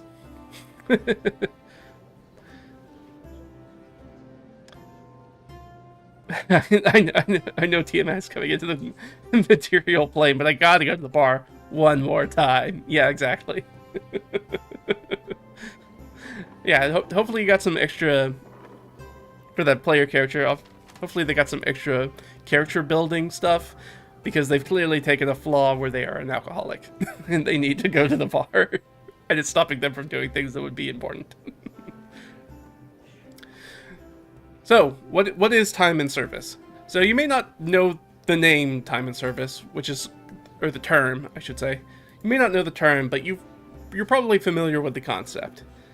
It's a very staple concept of any highly structured organization, and that's trade apprenticeships, militaries, service organizations, corporations, etc. Basically, anything that's any sort of structured organization that's got roles in it probably has a time and service requirement in it. And to break it down to its most essentials, a time and service means that one must serve in their role for a specific amount of time to prove they've learned and they're capable of at this level before they can advance. This is the same thing that you do when you do like belt trainings for training to do let's say belt contests for any sort of martial arts. Usually most martial arts structures will also be like, well, you also need to be in at this belt level for so many months before you can try to go up a belt. Exact sort of thing. It happens in the scouting organization, it happens in the military, it happens a lot of places. And so there's no reason, I don't think, where we couldn't add this mechanically into D&D, very simply, to just add it in and make it very clear about when a player character can advance by adding another sort of dial that they have to fill. So you don't just have to fill your XP dial, now you also have to fill a time dial to go up to the next level. Which just gives you a nice little simple thing to add in there. It's an in-game sort of way to keep track of the calendar and the time, so you know when you have the ability to potentially level up again. So what is this sort of time and service requirement really do for our games exactly? Well, it relaxes the pacing of your campaign. The bad guys are always scheming, but they're not always putting the world one step away from ruin, just like just like you guys are talking about with Tiamat. Right? There's a big difference in it when we're addressing a BBEG for something for like a campaign. You can't be like, well, you can't just... If the campaign was stop Tiamat from wrecking the material plane, that's not really a campaign, that's just a long one adventure. That's one long adventure where you're kind of doing that, where that is the point, you have to do it right now. A campaign, in my mind, assumes that there are lots of little adventures on the way to a bigger sort of narrative payoff at the end. And usually those adventures are somehow linked together in some way towards the overall campaign and progress towards stopping Tiamat, in this case, at the end of the campaign. So try to translate that into the game narrative of being like, well, the bad guys are always doing stuff, but they're not always one step away. They're not always at the trigger for the doomsday device. They've got to build the doomsday device first, and that takes time. It takes R&D. You gotta figure out what the doomsday device is before you even build it. Then you gotta source the parts or fabricate them. Then you gotta build the stupid thing. Then you gotta figure out where you're gonna put it. You gotta scout locations. You gotta transport it there. You gotta secure it. Then you gotta pull the trigger, and there's all these steps that go up to it. And so that gives us a lot of room in the game to be able to have this sort of timed level up where the players can do other things. The player characters can do other things. So what we're trying to do is try to add that in-game element in a way that gives the players, say they finished their dungeon delve, they got out, they have enough XP to do it. Let's say they're level 1 characters. They went in, they did their dungeon delve, they came out, they're definitely ready to go up to level 2 XP wise. They've completed the adventure, they're ready to go, but they still got a few days before they can actually fill out that time and service requirement to level up. So what are they going to do for those few days in between the adventures? Now there's a spot for us to use some of those downtime rules, or for them to kind of check in with other stuff. You can charge them those daily cost of living, lifestyle charges, have them focus on, what is their public perception, the public's perception of them based off of the lifestyle level they've chosen. If you have super cheap players that only want to take because of course none of the lifestyle, or most of the lifestyle living things in D&D in 5e 2024 don't have any mechanics tied to them. So there's no reason to go for the super opulent royal treatment where you're spending like 30 gold a day. Except for public perception of that. And if you give them time where they have to spend time in town and interact with people, suddenly people are going to realize the way that they live, and that, just like it does with any sort of classism in the real world, we have an understanding about, oh, this is sort of the level, I guess, of person that we're dealing with. And that can be really different. So if you have characters that are just barely off the streets, right? They're staying in their like 1 silver a day accommodations or whatever it is in the Skid Row somewhere. And then they're trying to get an audience with the local noble, and the local noble's like, no, sorry, I don't entertain the riffraff. So you need to do this thing where you have to sort of manage your own reputation in between adventures as well, because you have to do with this downtime and sort of manage your own public perception of your group and the player characters within it. You really like this idea for an adventuring guild type of campaign where each level is a rank in the guild with access to stronger abilities, training, magics, yeah. Which is very close to sort of things like first edition, where each level of each class has a different title. They have those class titles that you can pull in. The guild requires you to be a particular rank before you're sent on a quest to prove that you are capable of handling the next rank. Yeah, absolutely. If you want to do it that way, where it's job related and you have this very sort of structured organization that handles things like the level up, and until you do that, you don't get the training to get that level up. Yeah, and I like that idea. I could definitely see that idea to do that if you wanted to do a full Adventurers Guild kind of campaign to run it that way. Absolutely.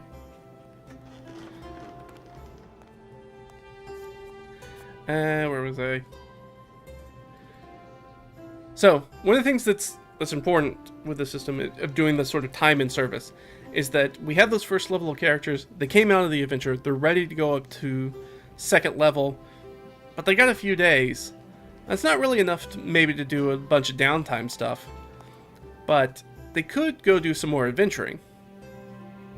Now, the important thing for this is that no amount of additional adventuring is going to reduce that time frame.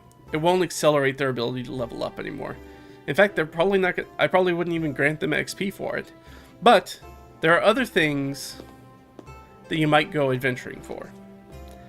So when you do this, it creates this time bubble during each level where it gives the players a reason to get invested in maybe non-dungeon crawling activities first. They can practice their profession, they can craft items, they can learn their new proficiencies, they can use those downtime things. But now there's also a reason for them to maybe want to build and maintain a bastion, whether that's cost of living, to save on cost of living, to make sure that they're doing things outside and have things going on that are outside of dungeon delving and adventuring. Get them invested in the community of the NPCs and the place wherever they're setting their stuff up. Wherever they decide to take their break and hang out for a while. You can even use this time for players to work on researching rumors and secrets and clues to the BBEG's next evil scheme. Just like we talked about with the Doomsday device. Well, we know they need to source some materials. This would be a good place to be like, hey, let me let my thief or whoever put their ear to the ground and see if they can dig up some rumors about people asking for weird materials, or people asking for out of the ordinary or exotic or very expensive materials that seems kind of new and random, and maybe we try to figure out what they're doing there, and maybe that tells us where our next adventure side. So you can kind of, rather than us as the DM giving them the adventure, they can sort of find the adventure that they want to go off to next.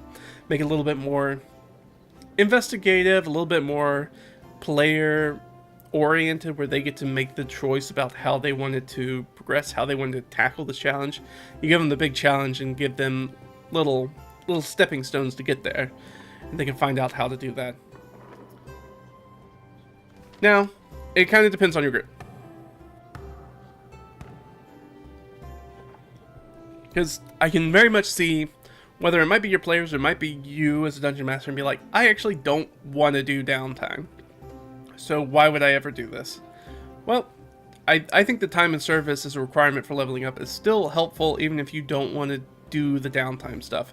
Maybe you just run a game that's very much kick indoors, kill orcs. So why would I still want to do that? First, it's going to lengthen the time frame of your campaign, especially for lower levels, which I think is very helpful, because it's real easy to blow through the low levels of D&D. Just going through XP and not really stick and stay in there and play that part of the game, which is unfortunate when we know that the average campaign goes up to what, level 7 or 9? I can't remember off the top of my head, but we know the research from the surveys is it's I think up like, what is it, 90% of campaigns end before people reach level 9, I think is what it is. And we know that the real meat of a campaign, the frame that everybody likes to stay in, is levels 4 through 7. That seems to be the key ones that people focus in on. But if we start at level 1, we can do all that stuff up to level 4 and really kind of expand a lot of the campaign. And then once we get to those levels, we can expand those levels out a little bit more. So the most fun part of the campaign, and not have to deal with all the shenanigans of high level D&D, is to expand those out a little bit and let them take just a little bit longer, without them making feel like we're stopping the players from leveling up, if that makes sense. But if you have players that don't want to do downtime, and you as a DM don't want to do downtime, I think that time and service will still help you, even if you're running things like dungeon delves. You can give them other motivations for going on dungeon delves other than XP. It's a great way to sort of run more adventures at each level and each tier of play, and really be able to play longer in those levels that we know is the sweet spot for D&D 5e or 2024. We can invest in our PC's backstories with quick side missions. They can throw huge parties. They can grab adventure hooks from if they have a magic item wish list that they can chase down and go after stuff like that. They can do all that stuff and track down all the stuff. And you can slowing down time between adventures also gives you the ability to try out new styles of gaming. Like if you want to, maybe you run a lot of narrative kind of based, or adventure of the week dungeon delves where you just plop down, a 3-session dungeon delve. They do that and they go back to town, then they go to the next one, etc., etc. Having this sort of slow time between adventures, between those sort of tentpole adventures, is a great time to try out different game styles. So maybe you're like, oh well, we haven't really done any hex crawling before, so let's do like maybe a little hex crawl. And that can be just this sort of side adventure, just to see if the group kind of likes that. Maybe to see if I like running that as Dungeon Master. Or maybe one of the things that they do in between sort of the broader adventures, maybe they go back to town and it's a yawning portal situation where it's like, oh, by the way, this town's on top of a gigantic mega dungeon. And the mega dungeon's not the overall campaign, but maybe that's a great place to pick up magic items. So they get back to town, they're like, well, we've got a few days to burn, why don't we, hop down the well here into the mega dungeon and see if we can pick up some useful magic items. And maybe that's the preeminent way that you get magic items in your campaign, is by having them go search for them. Do stuff like that. And it's a great way to take things where players, make those magic item wish lists, and you can take them and be like, okay, I'm going to take these magic items and I'm going to sprinkle them throughout this little mega dungeon. So if you want these magic items, I'm telling you that there is a place where you can go and get them. And I'm going to build time into the campaign for you to have the opportunity to go do that without having to worry about the campaign passing you by. I'm basically giving you a day pass to go dungeon delving, to go look for loot. That's an easy way to just kind of do that. And give them out, especially if you have, maybe you have a bunch of characters that most of your campaign's very combat heavy. You're like, well, I kind of want to run this weird social interaction party kind of adventure, and I don't want to make it super important to the game because they might fail it because they didn't build characters that are built for social situations. So, but I also want to see if people are interested in it, and maybe they want more stuff like this in the game in the future. So I'm going to run this little side quest where they just need to infiltrate this noble's party and steal an item or convince somebody to help them with something, or whatever the adventure is that you've pulled up or picked up from somewhere else to run. And it's a good way to sort of gives you time as a DM to also experiment with things that maybe you want to run. Should be really useful. Okay, so that's a lot of talk about what it does, all the benefits of it, and how I think it can help our games. So how do we add the time and service fulfillment? What does that kind of look like? So it's a little loosey-goosey, I feel like, depending on how much time you want to spend between things. But for me, I kind of came together and put together what I think makes sense for me. And I just broke it down by tier. So we have tier 1, tier 2, tier 3, tier 4. And those are the level bands: 1 through 4, 5 through 10, 11 through 16, 17 through 20. And the idea is it takes, essentially, for that first tier, levels 1 through 4, it's 1 week per level. So if you are level 1, it takes 7 days in-game before you're able to go up to level 2. Level 2 takes 2 weeks before you get to level 3. Level 3 takes 3 weeks. Level 4 takes 4 weeks. And once you go up to tier 2, instead of being weeks, it just swaps to months. Oh, sorry. I did this completely wrong. That was what I was going to do originally, and then I changed it. I forgot, because I realized that was going to be way too much time at the end of the time. It's 1 week per level. So you need to spend 1 week at first level, 1 week at second level, 1 week at third level, 1 week at fourth level. And then, after that, it's 1 month per level. So, in tier 2, levels 5 through 10, before you go up to 6th level, you need to spend a month in-game as 5th level. So, as you grow in power, the more difficult it is to level up, which I feel like is logarithmically measures kind of what we know about just in general as humans, being able to gain a skill and gain our proficiency and become better and better and better at it, and that becomes harder and harder to do. Very easy to level up, very quick to level up early on, more difficult to do later. So, tier 2, levels 5 through 10, 1 month per level. You can probably see where this is going. In tier 3, that's levels 11 through 16, it's a season per level.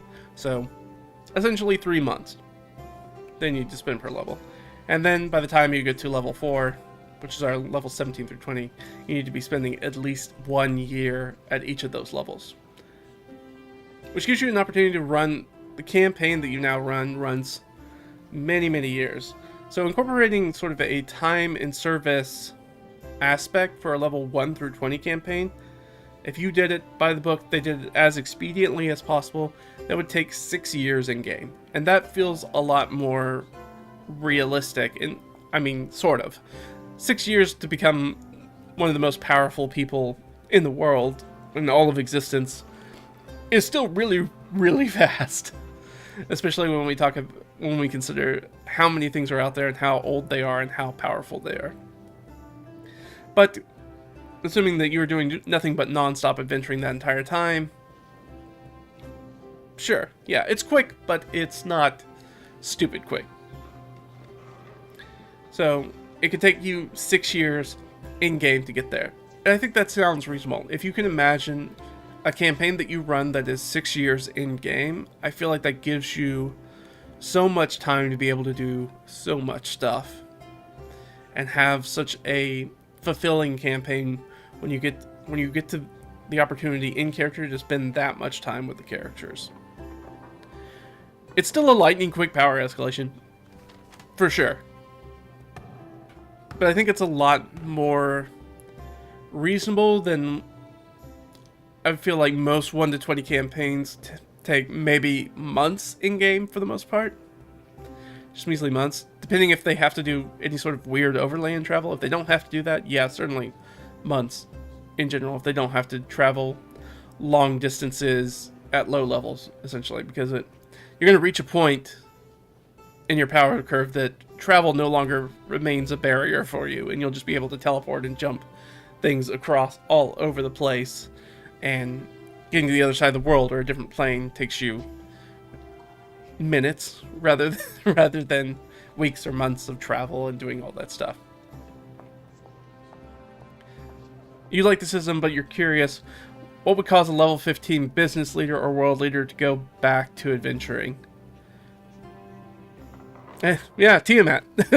That's a very good one. Right. If you assume that you're running a campaign where the BBEG isn't revealed early on in the campaign and doesn't show up till later, or you think you've dealt with them but they're not actually dealt with, right? Very much like a TV show or a movie. If you don't see the body, they're not dead, kind of aspect. They've gone somewhere else. Or you have the powerful cultists that revive them, etc. Or, sometimes it kind of depends on the players and your game. I think there are many campaigns that would end because you reach a certain level and be like, where you are that business leader or world leader, and you're like, I think my character's comfortable. I don't think they're going to go back to adventuring. I think they've gotten everything they want out of their adventuring.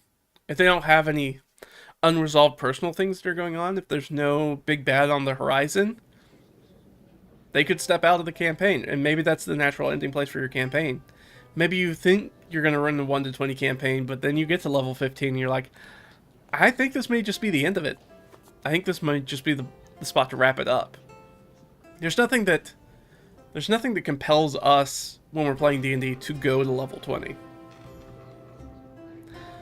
Other than the fact that we know for certain, as far as 5e and 2024 is concerned, level 20 is the end. And we cannot go beyond that. That is the end of our power escalation.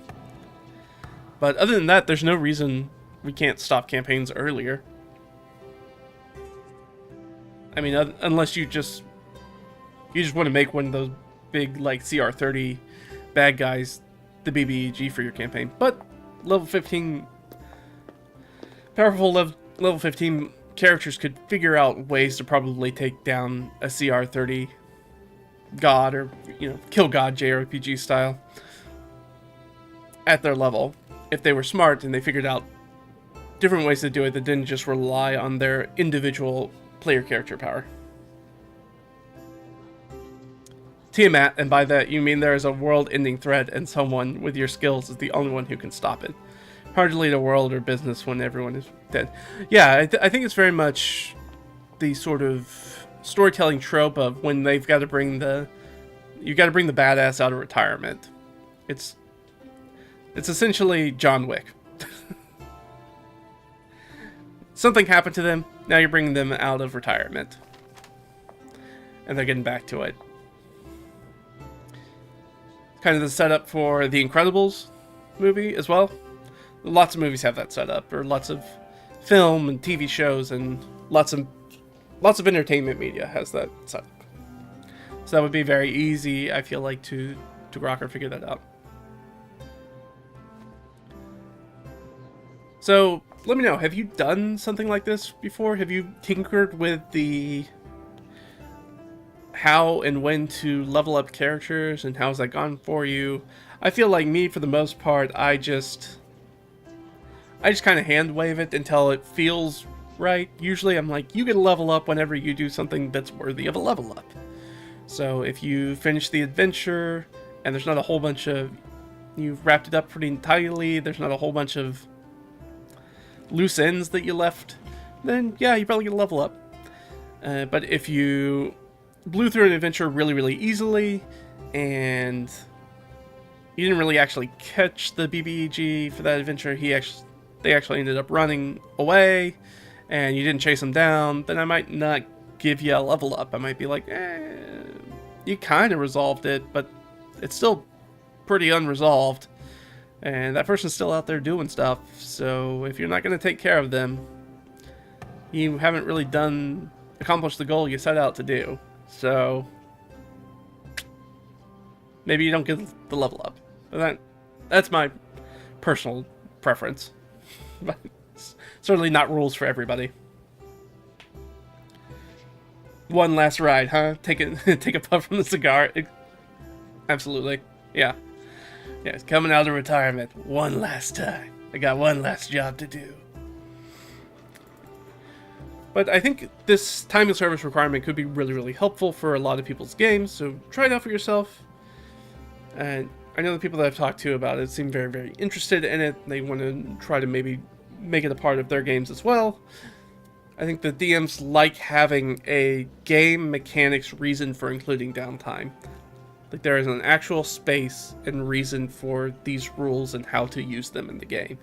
Because unfortunately, the D&D designers didn't give us those. They gave us the rules, but not how and why we should use them. So being able to find a way to incorporate the how and why to that is going to go a long ways, I feel like.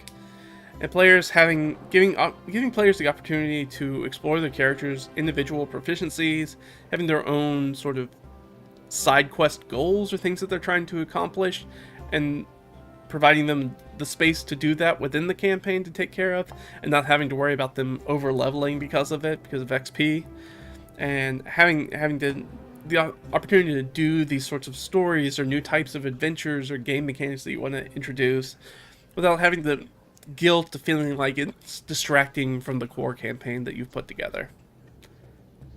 And I think that's good. It's certainly something that I want to try out and use a lot more of. I'm trying to figure out ways to especially make those downtime rules, because I like a lot of the downtime stuff, but there's really no game mechanic reason built in for why we should be using it. So I want to make a reason for why we should be using it. And I got one more thing to talk about. That's it for this. And we're going to talk about the golden parachute. And I'm going to do that. I'm going to take myself another little bio break, and then we'll come back and we'll knock that out. And I think that's going to be it for the stream. But hang in there. I'll be back in just a minute.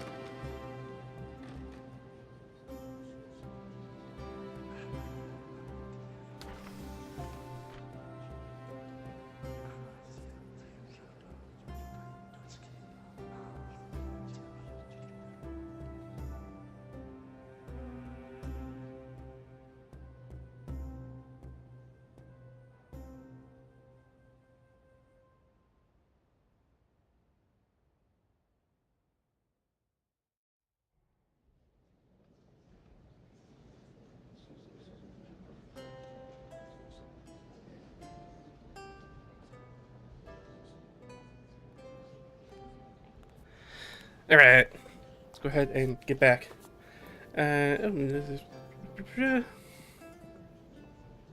Slow down the XP game. Oh, yeah.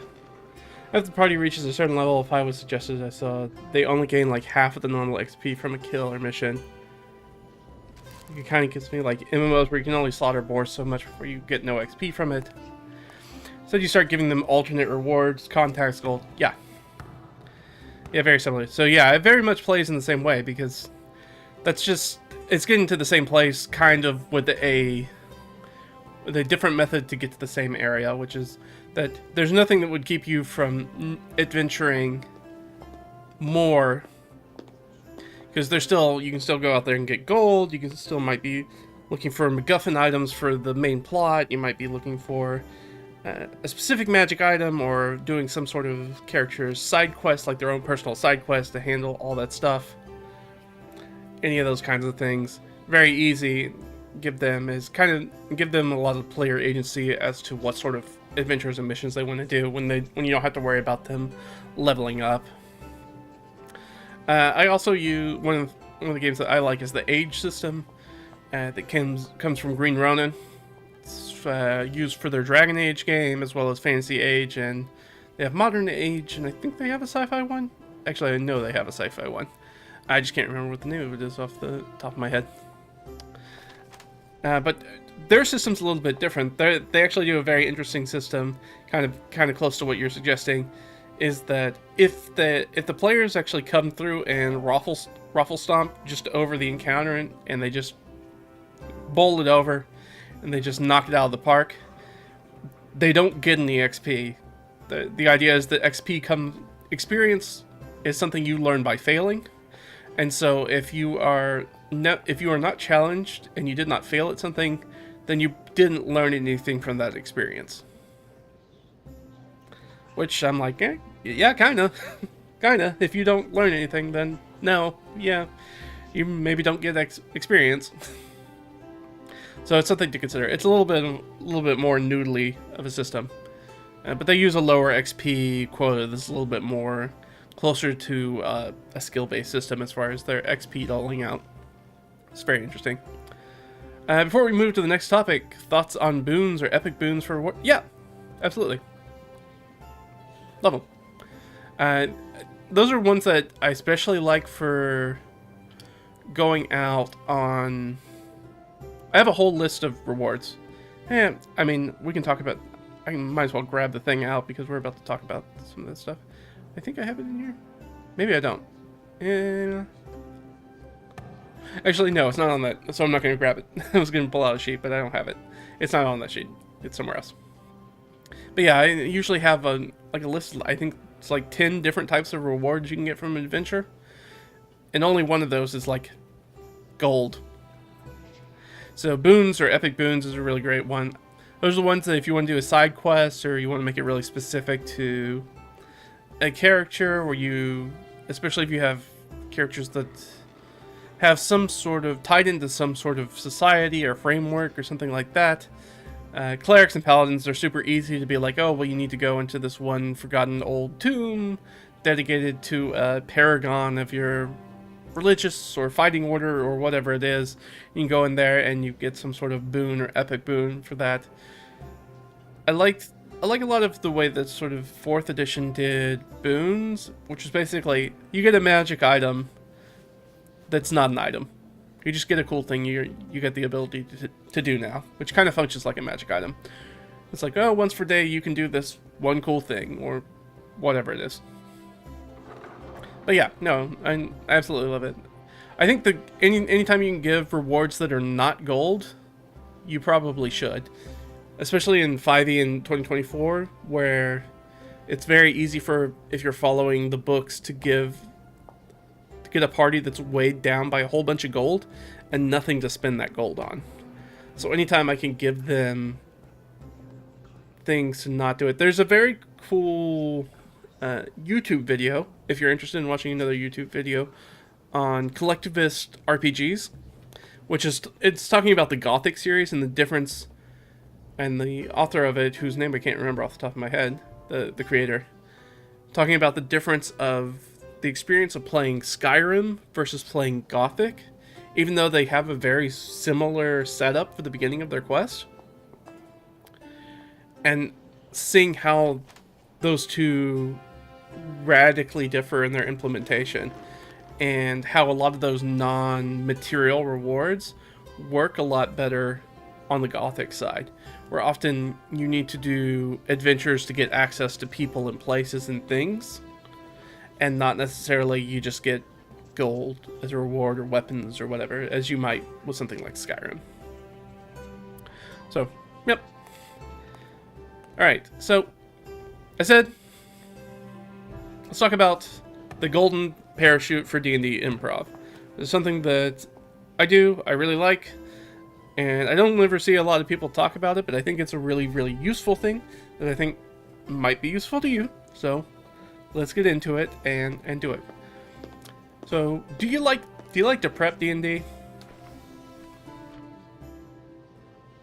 I like to prep D&D, but do you like to prep D&D?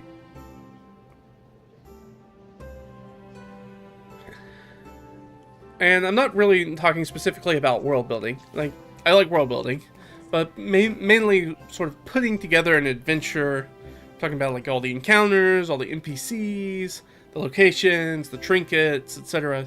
Do you enjoy that part of prep? Do you like to prep games? Prep adventures, prep games, prep sessions, whatever you want to call it. Do you like that aspect of it? Not just the world building stuff where it's like, and this culture has this, and they have these exports, and they speak this language, and they ride birds that are legally distinct from chocobos, and instead of horses, and doing all that. World building's fun, but I'm not talking about world building. I'm talking about prepping adventures and stuff. I find that some DMs and GMs really, really like it. Others absolutely hate it. Or some DMs and GMs are like, I would like to do it, but I don't have the time to do it. That's the difference.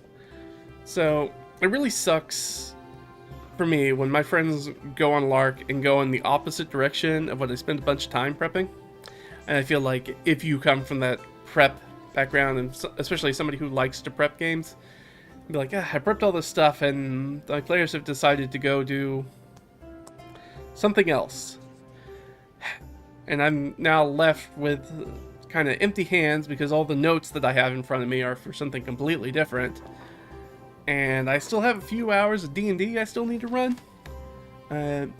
Does any of that sound familiar to you as Dungeon Master or Game Master? Because it certainly sounds familiar to me. It's definitely something that's happened to me on multiple occasions. Where you set out the adventure and then your players their player characters get a bad case of the, ooh, what's that? And go after that, do something else. Right, we see it when they focus on meaningless NPCs that you just kind of threw to be filler in the scene, and they focus on those NPCs instead of being like, oh, well, I really want to chase down this random thing you kind of threw off, random thing you kind of talked about, and instead of doing what we said we were going to do for this session, all that stuff. So if any of that sounds familiar, I think you're going to like this parachute idea. So, now I'm assuming, if you're watching this, you're probably a pretty good DM or GM. You don't really want to force your players on rails down an adventure. You don't really want to do that. You don't want to strong arm them into doing the adventure that you prep for them all the time.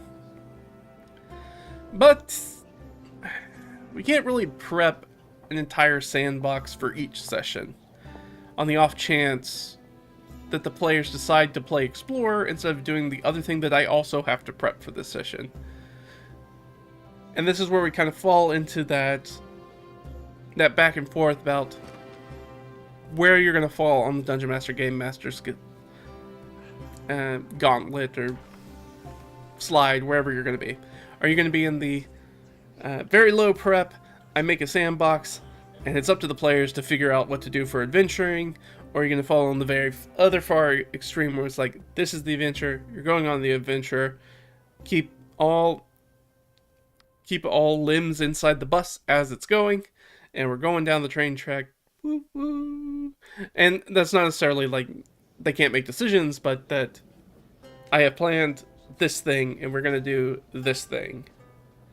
Don't worry about anything else. We're not going to be doing anything else because we're doing that. And I feel like everybody kind of falls somewhere in the middle between those two extremes. So, if that's the case, you do get in a situation where you can't prep both of those things. You can't be like, well, I'm going to prep an entire sandbox in the case they decide to go this way, and also prep an entire adventure, linear adventure, in case they decided to do the thing they told me they were going to do. So it kind of leaves you in a weird in-between spot. And that's, of course, where improv pops into our books, right? We always have to improv something. But sometimes, you know, depending on your prep and what you do and the decisions your players make, every once in a while you might have to improv up to an entire session of D&D. And that's not something you really advise for somebody of faint of heart or somebody who's a very inexperienced DM or GM. I was watching a video just earlier this week where somebody was criticizing another person for over-prepping adventures, and their advice was like, I just don't prep adventures. I was like, and my response to that is, that's great. If you're comfortable doing that, and you've been doing it for years and years and years, yeah, sure, sometimes you only need a handful of adventure seeds you roll up 5 minutes before the game starts, and you feel comfortable being able to follow your chuckleheads wherever they decide to go, and whatever they decide to do. But especially for any sort of, like, new DM, you tell them that, and they're like deer in the headlights.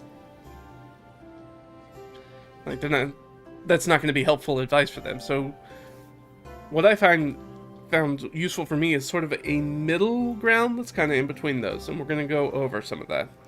I feel like it's especially daunting for those new DMs to play without a safety net, but I also want them, especially newer DMs or inexperienced DMs, or let's not say it that way. Let's say, we're going to say Dungeon Masters with some self-confidence issues, where they don't feel super confident in their abilities, regardless of how much experience they have, about their improv abilities, primarily.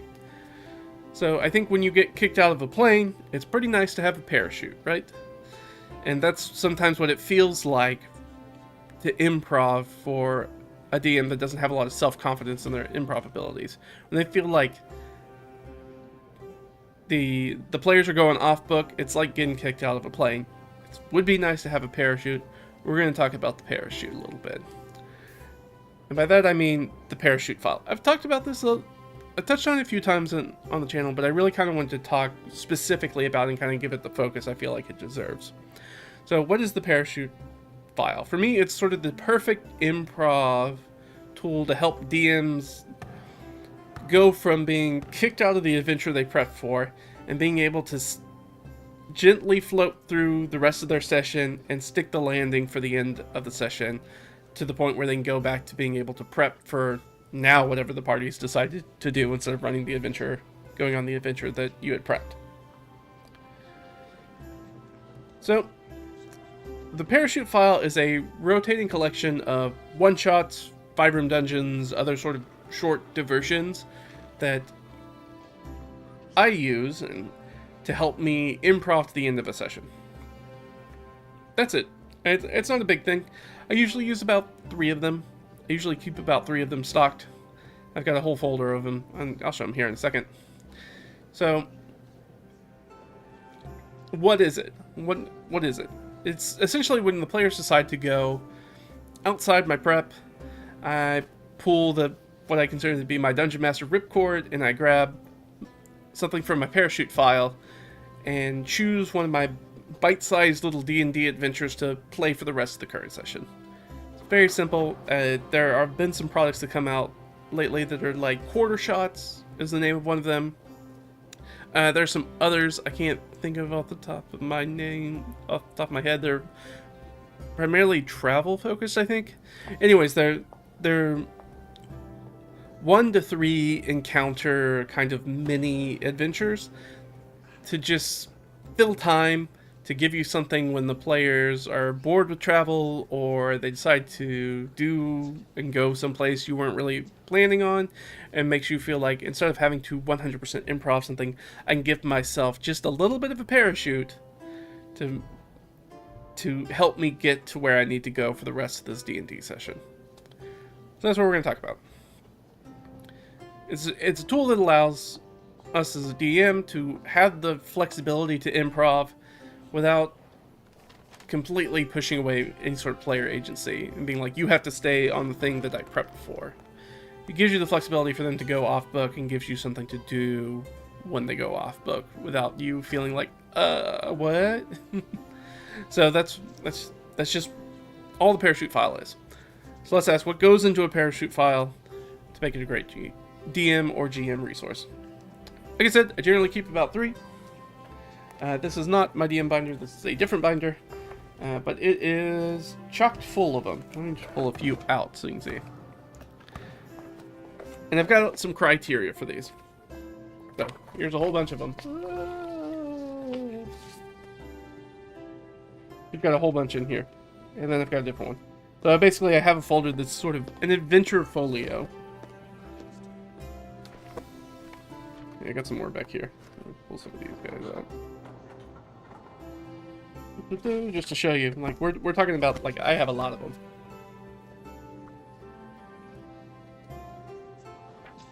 It's a lot of them. And these are super easy. You can find a whole bunch of these online.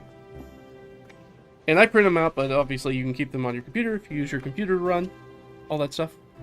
So that's sort of what we're looking at. So let's talk about the criteria of what makes an adventure the right choice for including in your parachute file.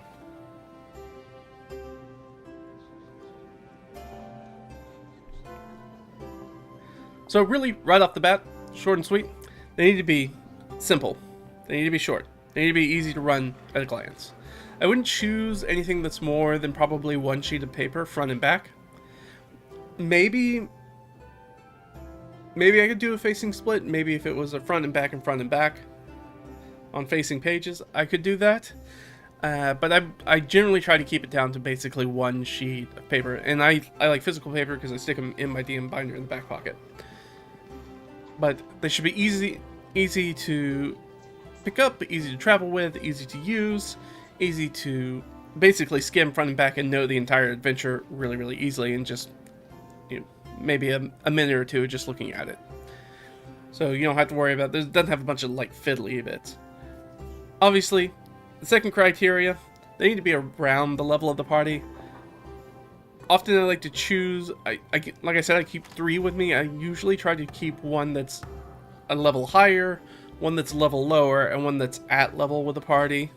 That way I only need to swap out 1 adventure at a time every time they level up, if they're staying in the same area. But you do have to be careful when they cross those tiers of play. So if you have, let's say you have a group of 4th level characters, if you have a 3rd level adventure in there, that's fine. You got a 4th level adventure, that's fine. You have a 5th level adventure in there, that could be a problem, because remember, at 5th level you get things like cantrip damage doubles, a bunch of classes get extra attack, they get 3rd level spells, there's a big jump in power, and so adventures and monsters are tuned for that level of power, and your 4th level party is not going to have that. So you have to be really careful. If it's going to be like a combat heavier one, you're going to want to make sure that you might want to adjust that a little bit, or maybe use some lower CR monsters. You might want to fiddle with it a little bit if you really want to include that one, if you're crossing those thresholds between tiers of play. And then number 3, I think they need to be approximate to the biome the adventurers are in. So I try to keep them, if they're in like a forested hillside, I'm going to look for things that are forests. I'm going to look for adventures that are hill adventures, mines, valleys.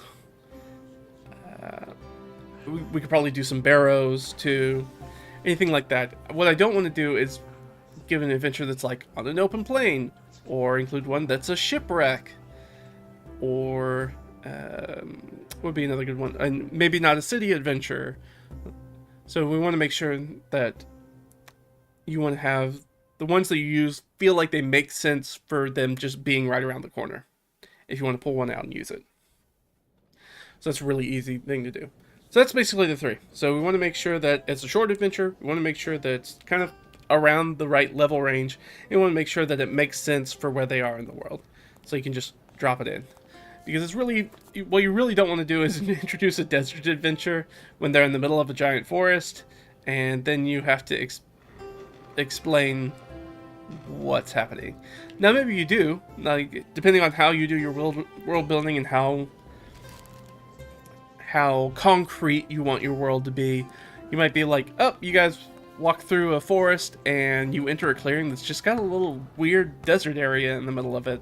Maybe it's magically desolate, stuff like that, and maybe that is what draws them into the adventure side to deal with this weird temple. Maybe it got teleported here. Maybe they go through a portal or a rift or a fairy circle and they end up there, and then at the end of the adventure they come back. You can do all sorts of stuff. But rather than having to come up with a whole bunch of that, improv a whole bunch of why this adventure site is here, I like to just keep adventure sites that make sense for the area we're in already. I feel like there's so many one-shots, 5-room dungeons, all those sorts of things out there that you really don't need to bend over backwards to find one that makes sense for whatever biome your adventurers are in at the moment. So let's talk about resources. How do you find these adventures? So I've got a few different ones. 5-room dungeons. The internet is absolutely lousy with them. If you just put in 5-room dungeon, you could probably put in a 5-room dungeon forest or 5-room dungeon caves or something like that, and it's going to pull up a whole bunch of sources for you, and you're going to be able to grab one, do it. Perfectly good, easy to do, no problems. You grab that, you throw it in the back of your DM binder like me, you're good to go. This is like a 5-minute chore. maybe a 5-minute chore for prep. Just grab a few extra adventures that make sense, that look fun, look at them front and back page and be like, yeah, this seems fun. Just drop them in there. Source number 2, the one-page dungeon contest. You can find the resource online. They keep archives of all the previous years' entrants and entries, I guess. And you can find them and grab whichever ones you want and download them. All free. Go grab them. They're all meant to be one page. You can find the appropriate level, something that piques your interest, something that's fun. You can do something like mine, where I've actually built up like a little folio because I've grabbed a whole bunch of adventures that I've run over the years, one-shots and things that kind of fit this framework, and kind of, if I run it and I like it, then I put it back in the folio. If I run it and I don't like it, then I either change it to make it something I would like, or toss it and just get something else. Really easy. Number 3, I like Tyler Monahan's. This is actually in here. It's one of the ones that's in the back. There's one. There's a corner of it. I know you can't read it, but it's there.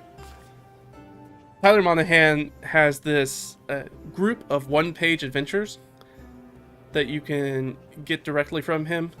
And it is 60 pages of one-page adventures for basically every environment you can think of. Levels 1 to 15. We've got shipwrecks, we've got arctics, we've got hills, we've got caverns, we've got caves, we've got forts, we've got towns, he's got a whole bunch of stuff in there. And he's actually republished it and redid the formatting, fixed a number of spelling errors and grammatical errors, got some better artwork for some of it, and it's real nice. I can't remember if it's pay what you want or not. Anyways, very easy to find. Check it out. If I'm smart, I will leave a link in the description. If I'm not, then you'll just have to look it up. His name's Tyler Monahan. That's Monahan. And you can just look up one-page adventures, and you'll be able to find it. But I like it. It's very useful. Super easy to read. Super easy to skim and run. Very cool. Built for a whole bunch of different levels. Very cool resource. And number 4, you can create your own. Now, if you are a Dungeon Master or Game Master who's been doing this for a while, you've probably run your share of 5-room adventures, one-shots, etc. You can take any of those ones that you've run and you've liked or tweaked, or if you just have downtime, or maybe you're not running a game right now, you can build your own folio with just making a whole bunch of one-shots for a whole bunch of different levels and different biomes, and creating your own catalog of adventures that you are going to be 100% positive that nobody's ever come across before. None of your players have ever seen before because you made it. And you can run it for them that way. So that gives you a lot of easy ways, 4 really easy ways to kind of fill up that space and create your own folio and create that sort of parachute file in the back of your DM binder or wherever you keep that stuff. So that way you're always going to have access to something that's always going to work. And I do think that making your own parachute file contents is a great way to get those great ideas that are out of your head. We all have those GM ideas where like, oh, that'd be a really cool adventure, or ooh, that would be a really fun encounter, or this could be an interesting trap, or I kind of want to do something that's maybe like cryptographic, maybe like a code breaking thing. Well, if I wanted one encounter, what would I build that adventure around, and just make a short adventure and put that in there. And there's lots of ways to be able to take all that stuff when we get those great ideas and we don't really have a way to immediately turn it into fodder for our games, either because it doesn't fit the game that you're running right now, or you're not running a game right now.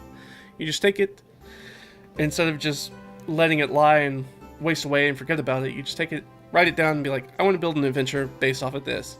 And then just make a short adventure and toss it in. And then you'll always have it for later. Now, you may not run that adventure this campaign, but you always have it for future campaigns, right? Side quests, one-shots. Whenever that one friend ends up canceling last minute and you guys are like, well, this was supposed to be that character's thing, so now we can't run our main session, our main campaign. So do you guys want to run this one-shot? Draft up some characters and run this one shot, or just run with your current characters and it'll just be like a fun aside thing that happens, something like that. So, it's very simple. It's a very easy tool. It doesn't take a lot of prep time. It takes like a few minutes. You only really need to change it out every few sessions you're running. If they're staying in like the same area and they're not leveling up, then you don't need to make any changes at all. So let me know if you've tried something like this before, where you keep a resource of small short adventures as a way to give you that oomph to let you improv whenever whatever you've actually prepped doesn't go according to plan and the players decide to run off something. Or maybe you have the same sort of instance I've had before, where they just run roughshod over an adventure or dungeon. They just delve straight to the bottom. They don't take any wrong turns. They immediately kill the bad guy. They grab the stuff and they run out of the dungeon. And you're like, well, I still have 2 hours of session left.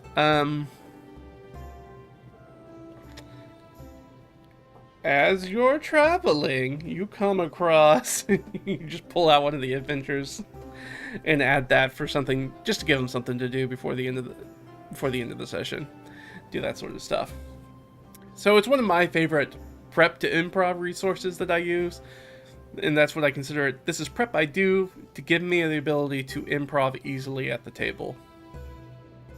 That's what I like to call it, is prep to improv.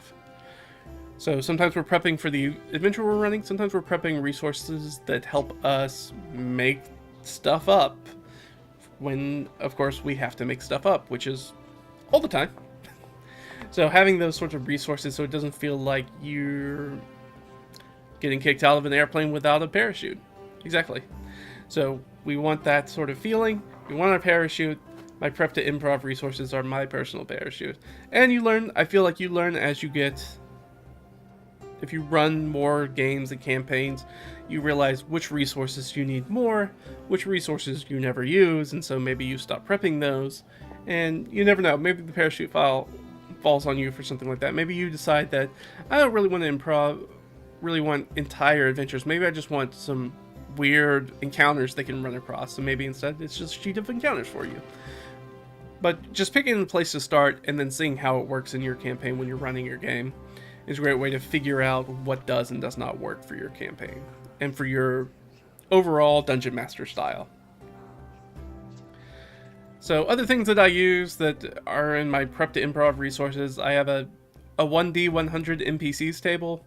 I know I've pulled that out multiple times and shown guys, and if you want to see any of these resources, you have definitely seen me use them in the solo RPG series, So anyways, I have a 1d100 NPCs table, and that's usually done by, rather than having finite NPCs, it's usually just not jobs or occupations, but roles, kind of. And there's way more than 100 on it. Basically, every field in that 1D, every entry in that 1d100 table has about 3 different on it, so it's really about 300 that you're choosing from. So that way, every time that I roll the D100, there's never like, oh, I rolled one thing and that one thing doesn't make sense. Usually there's 2 or 3 choices I can make there and be like, oh, one of these will make sense. And if not, I just reverse the numbering. Oh, I rolled a 84. None of these 3 make sense. What does 48 have under it? And that's a really easy way to do it without rolling again.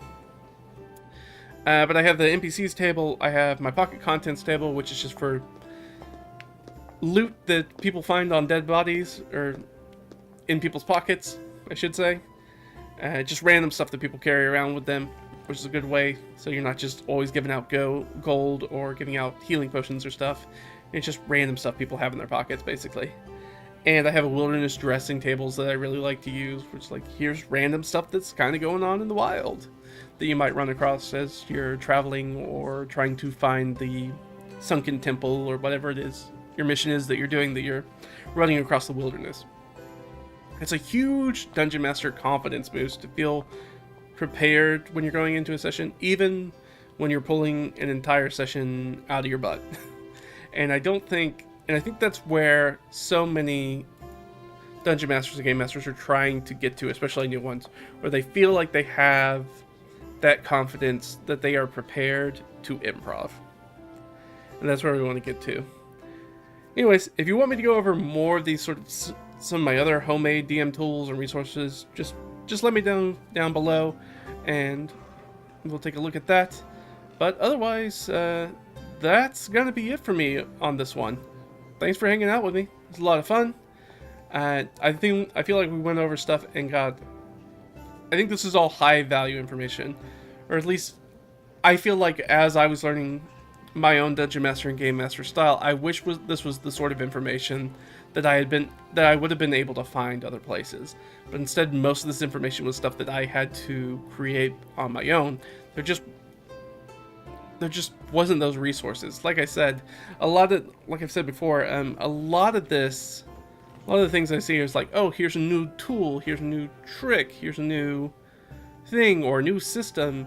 Instead, sometimes all I want is just some very practical, very low-tech advice on how can I run my games better and make it more fun and engaging for myself and everybody else that's sitting around the table with me.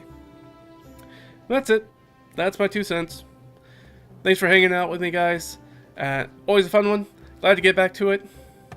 I've been kind of out of pocket for a minute for all sorts of stuff. Family obligations, illness, injury, all sorts of fun stuff. So it's great to jump back into the saddle, and we'll pick this up next time with some more stuff.